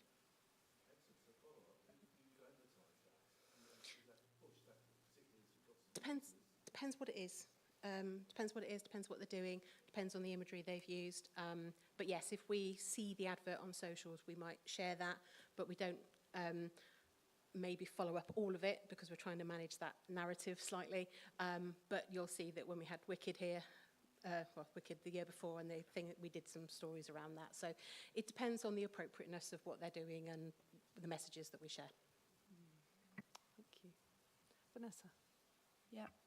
Thank you, Claire, for this report. And I'm just noting that it is the winter this is about, so it's like really quiet. And I hope you managed to get any jobs done in that time. I always think winter's actually a really nice time. You can sort some stuff out before the madness. But, yeah. Thank you to everybody on the team and you especially for all the work that you're doing. It's a big job and we really appreciate it. Thank you. Yeah. Thank you. If I can just come back, I can't remember who it was. Last time somebody actually asked for a flow of the season so they could see. So we included that table in just on the visitor centre, just to give you that idea of how the business does vary. And Vanessa's quite right. There is a quieter period and we do actually get some jobs done then. That's great. Thank you very much. And just to let you know, Claire, that earlier on in the meeting, we had some discussions about health and safety. And there's just a couple of questions and pointers that we will bring to you outside of the meeting. But just to capture that whilst it's in my head. Thank you. Okay, colleagues, can I ask for a show of hands, please, on the Q4 Seven Sisters Park report? Thank you very much. Thank you. Claire, yes, do Sorry, say can I something. just come back on whoever's asked the question about the triple SI in the last report? Yes. Because in this year, so we haven't reported it yet, Natural England have started to do some surveys on the whole triple SI, which is Seaford Head to Eastbourne. So ours could be in amazing condition, but if the others aren't playing their game, it will still be a poor and unfavourable condition. So we won't have the results of that yet, but they have started to do something this year. All right, thank you. So can I ask a follow-up question to that? How do you foresee that impacting the way that visitors use the park? Because obviously it would then become a triple SI, which has international significance, and that might impact the way that visitors flow, might impact a whole load of things. What's the consideration there? So it already is an important site that we're managing the visitor flow as best we can. We do try to ensure that some of our chalk grassland, some of our cattle grazing happens in the quieter areas. And hopefully you'll remember from the operating plan we put forward that we're really trying to go forward with a change in messaging and just seeing how that works. We're being creative and just trying some messaging around, if you go through here, can you keep your dog on the lead here? And just trying to do that mix of trying to make it a place for all that can be used for leisure and recreation, but is also a place for exemplar land management. There are conflicts, particularly at this time of year where the volume of people coming through is quite high, and how we manage kind of permissive paths and what that might be doing. It's an ever-evolving process and seasonally changing as well, depending on where things are. But we are on it. If there is a massive shift in something, so the survey comes back with something, or visitors start doing something that they haven't done before, then our operating plans will evolve to make sure that we're trying to head that off the best we can. Claire, thank you very much, and thank you and the team very much for all of the work that you're doing. So I really appreciate it. Thank you. Right, moving on then. We've got the annual review of planning performance for financial year 24-25. Delighted to welcome Rob to our meeting. We regularly receive this report, and it's our responsibility, if you like, to monitor the work, because the planning committee can't be seen to be marking their own homework, as it were. So I think that's the purpose of it coming to us. I'll let Rob get settled. And I will say, actually, that the focus from the planning team to this committee has always been really valuable in terms of showing how planning is contributing towards the overall strategic purposes of the park. So, Rob, over to you for a few words of introduction. Yes, thank you, Chair. Good afternoon, members. I will briefly go through the presentation, just through a few of the key slides. So just to start with the Partnership Management Plan, obviously we've heard about that recently. Just to reiterate the connection between the Planning Service and the Partnership Management Plan in terms of delivering those objectives. And the new PMP and the Local Plan Review have been developed in tandem. The order of this looks like it will be a little bit out of order with your with the presentation in your packs, but I'll flip that around. I'll start with the case studies. Obviously, it's good to see the development on the ground of what the planning service does. So I'll just briefly talk you through some of these.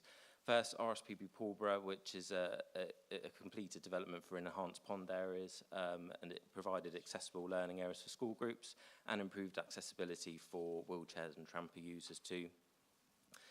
This is a good example of partnership working with our landowners and our farmers across the park. So this was part of a farm cluster, and the application supported diversification in terms of the 3 tourist units, but also the agricultural workers dwelling and farm storage as well.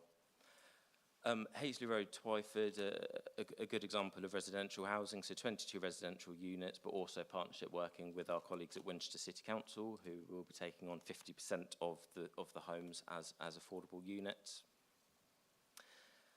And Pell's Place in Lewis, in your pack, you'll have a picture which was taken just earlier this month, just to show development on the ground. So that's due for completion near the end of this year, again providing 32 affordable homes for families.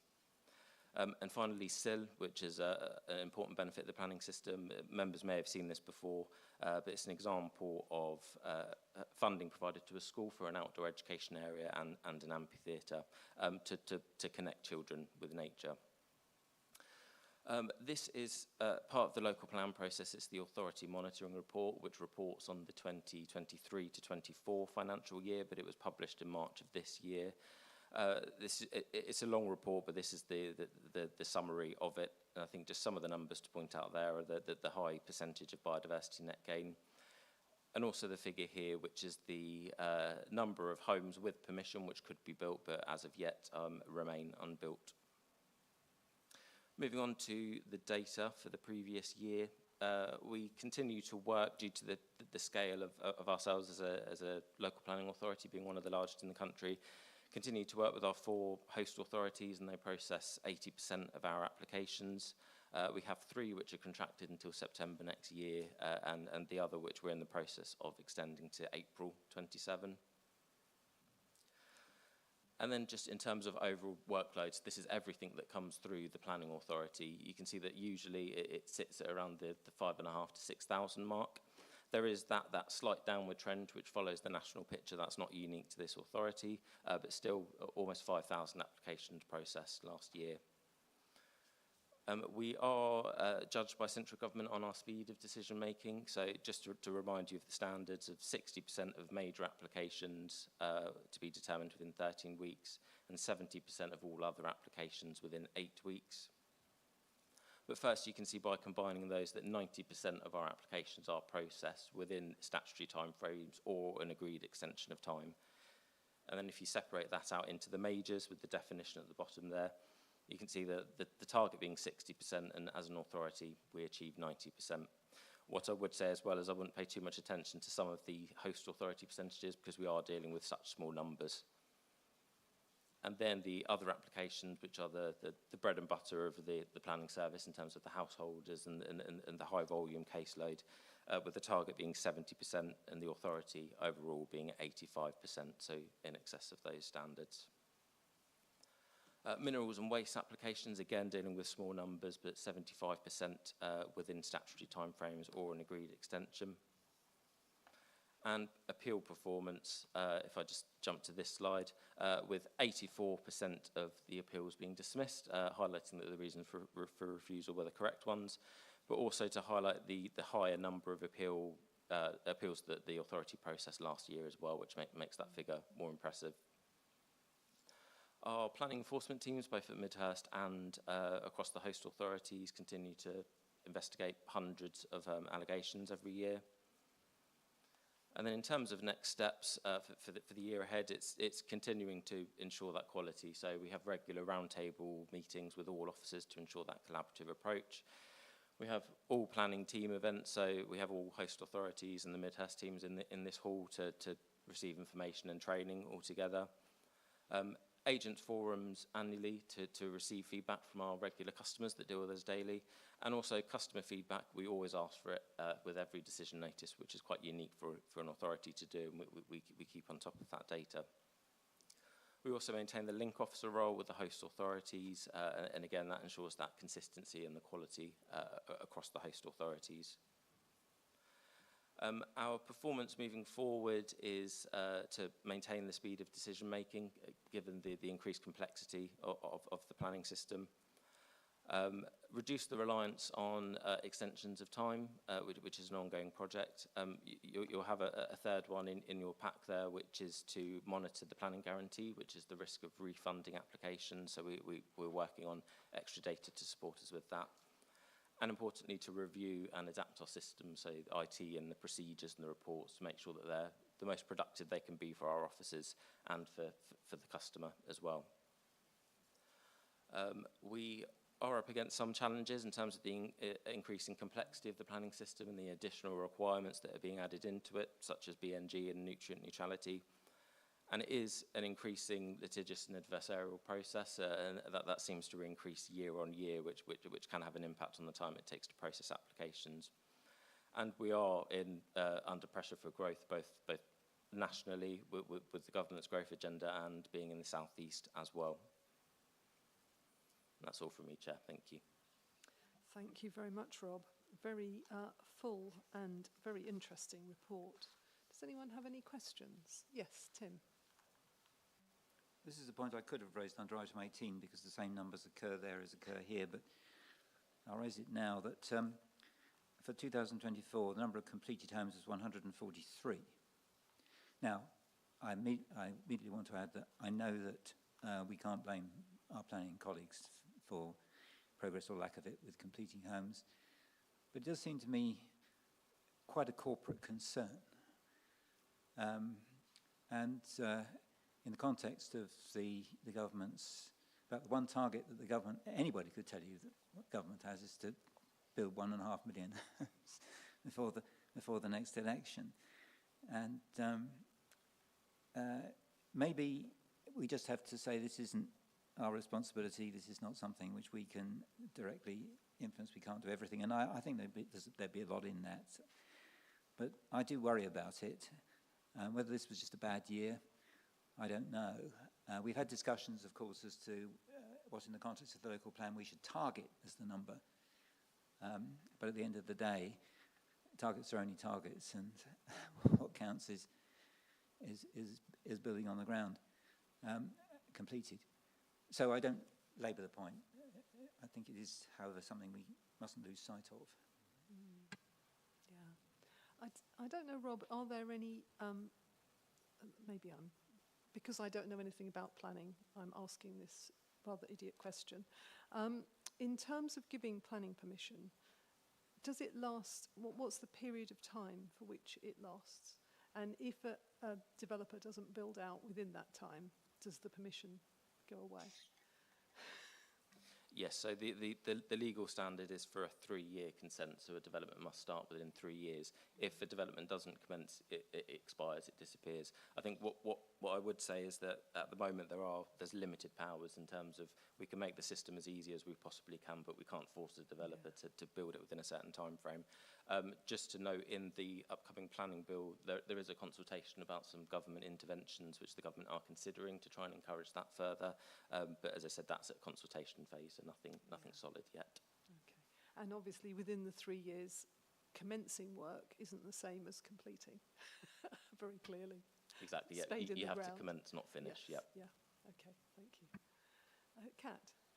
So just related to this point, I was looking at the number of permissions given and the number finished. Do we ever have any visibility on how many have been started? And if not, do we ever have an understanding of why people then don't commence their planning? Because if it's something we're doing in terms of granting, well, maybe we need to feed that back to the government, because obviously we've got our overarching responsibilities, but then we've also got the pressure of house building. If it's purely financial, well, I don't know, it costs a lot to get planning permission anyway. I just wondered if we've got any understanding of it, because obviously we're investing a lot of time and resources to grant planning, and yet it's sort of wasted if it isn't then taken up. So it'd be helpful to know maybe what lies behind it, but I'm sort of assuming we don't have any insight. We measure in terms of there's a lot of conditions that need to be applied for, so that there is some measurement in terms of conditions and community infrastructure levy commencement notices. I'm not aware of anything which goes out to those that haven't quite started and looked into why. That is part of the government consultation as well, to look into that a bit deeper, but as far as I'm aware at the moment, no information on that unless Tim has anything to add. Just briefly, hello members. The Planning Officer Society, which represents the sort of the lead and chief planners and most of the authorities, has done some work on this, and it is, as Tim Burr has alluded to, often outside of our control. But there's a couple of issues that have come forward that I know are being looked at. One is the amount of conditions, and particularly the pre-commencement conditions. I don't want to get too technical, but banks are very nervous to loan. In the old days, they loaned money against a permission. Now they loan money only if that permission is unencumbered by too onerous conditions. So that's something that the profession needs to take away and work out what is really critical to know before you put a spade in the ground, as opposed to something you could manage whilst they're putting slab levels down and that sort of thing. And just to an earlier point, and it is a stretch target, you asked us to be ambitious, there's been talks about that today. In the partnership management plan, buried in the targets for the future, is the provision of 60 affordable dwelling homes on the ground each year. And when you think we're probably delivering 25 to 30, that's going to be quite tough. Now, part of the improvements should come about by a new local plan with new sites, because don't forget the harder sites don't get built out, which is why you're seeing the trend we're seeing. And hopefully when we've got a new local plan, you'll get a flurry of applications, and against that, a flurry of affordable homes.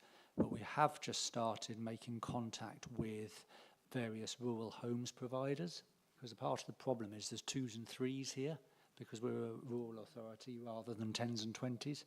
So it's a quite exciting project that's just been kicked off here, but we're also talking at a national level, and it's very, very early days around whether we could have such a thing as a National Parks Community Land Trust or similar, and find developers and partners right across the country, so there'd be enough volume to make it work, even if they're in individual areas and individual parks. Thank you.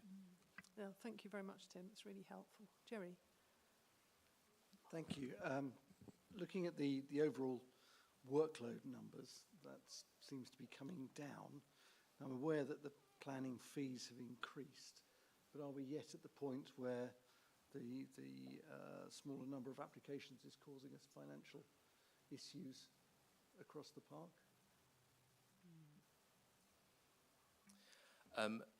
Not in terms of financial tracking. I think what I would say is that that follows the national trend, and it often peaks and troughs in terms of what the national economy is doing. I think what we would expect to see is, with the national economy improving and also entering a new local plan phase as well, with the new local plan, all of the allocations that come from that, alongside some future changes to the local fee setting, which we will also have to do as well in terms of setting our own fees in the future. We will expect that figure to increase, and with it, the finances that come with it too. Thank you. Mark F. Right, thank you. 3 points, please. First one, to colleagues here. The low number of completions, this is part of a wider picture over a number of authorities. Second one, for the officers, has any thought been given to shorter cut-off times for planning permission? Because I know that Wilden quite routinely nowadays is going for 2 years and sometimes even 18 months to encourage the developers to get on with it, because it did have certain advantages towards meeting the housing targets.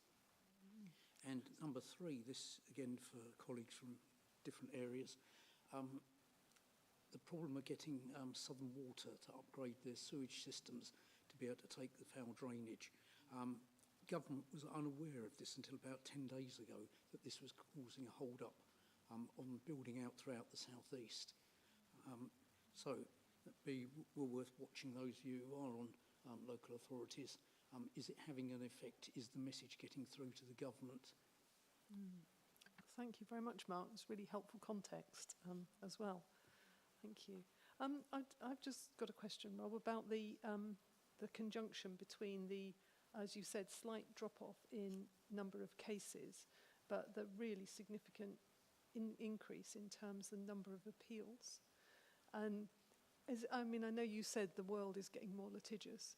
Is that what's being reflected there, or is there something else behind that?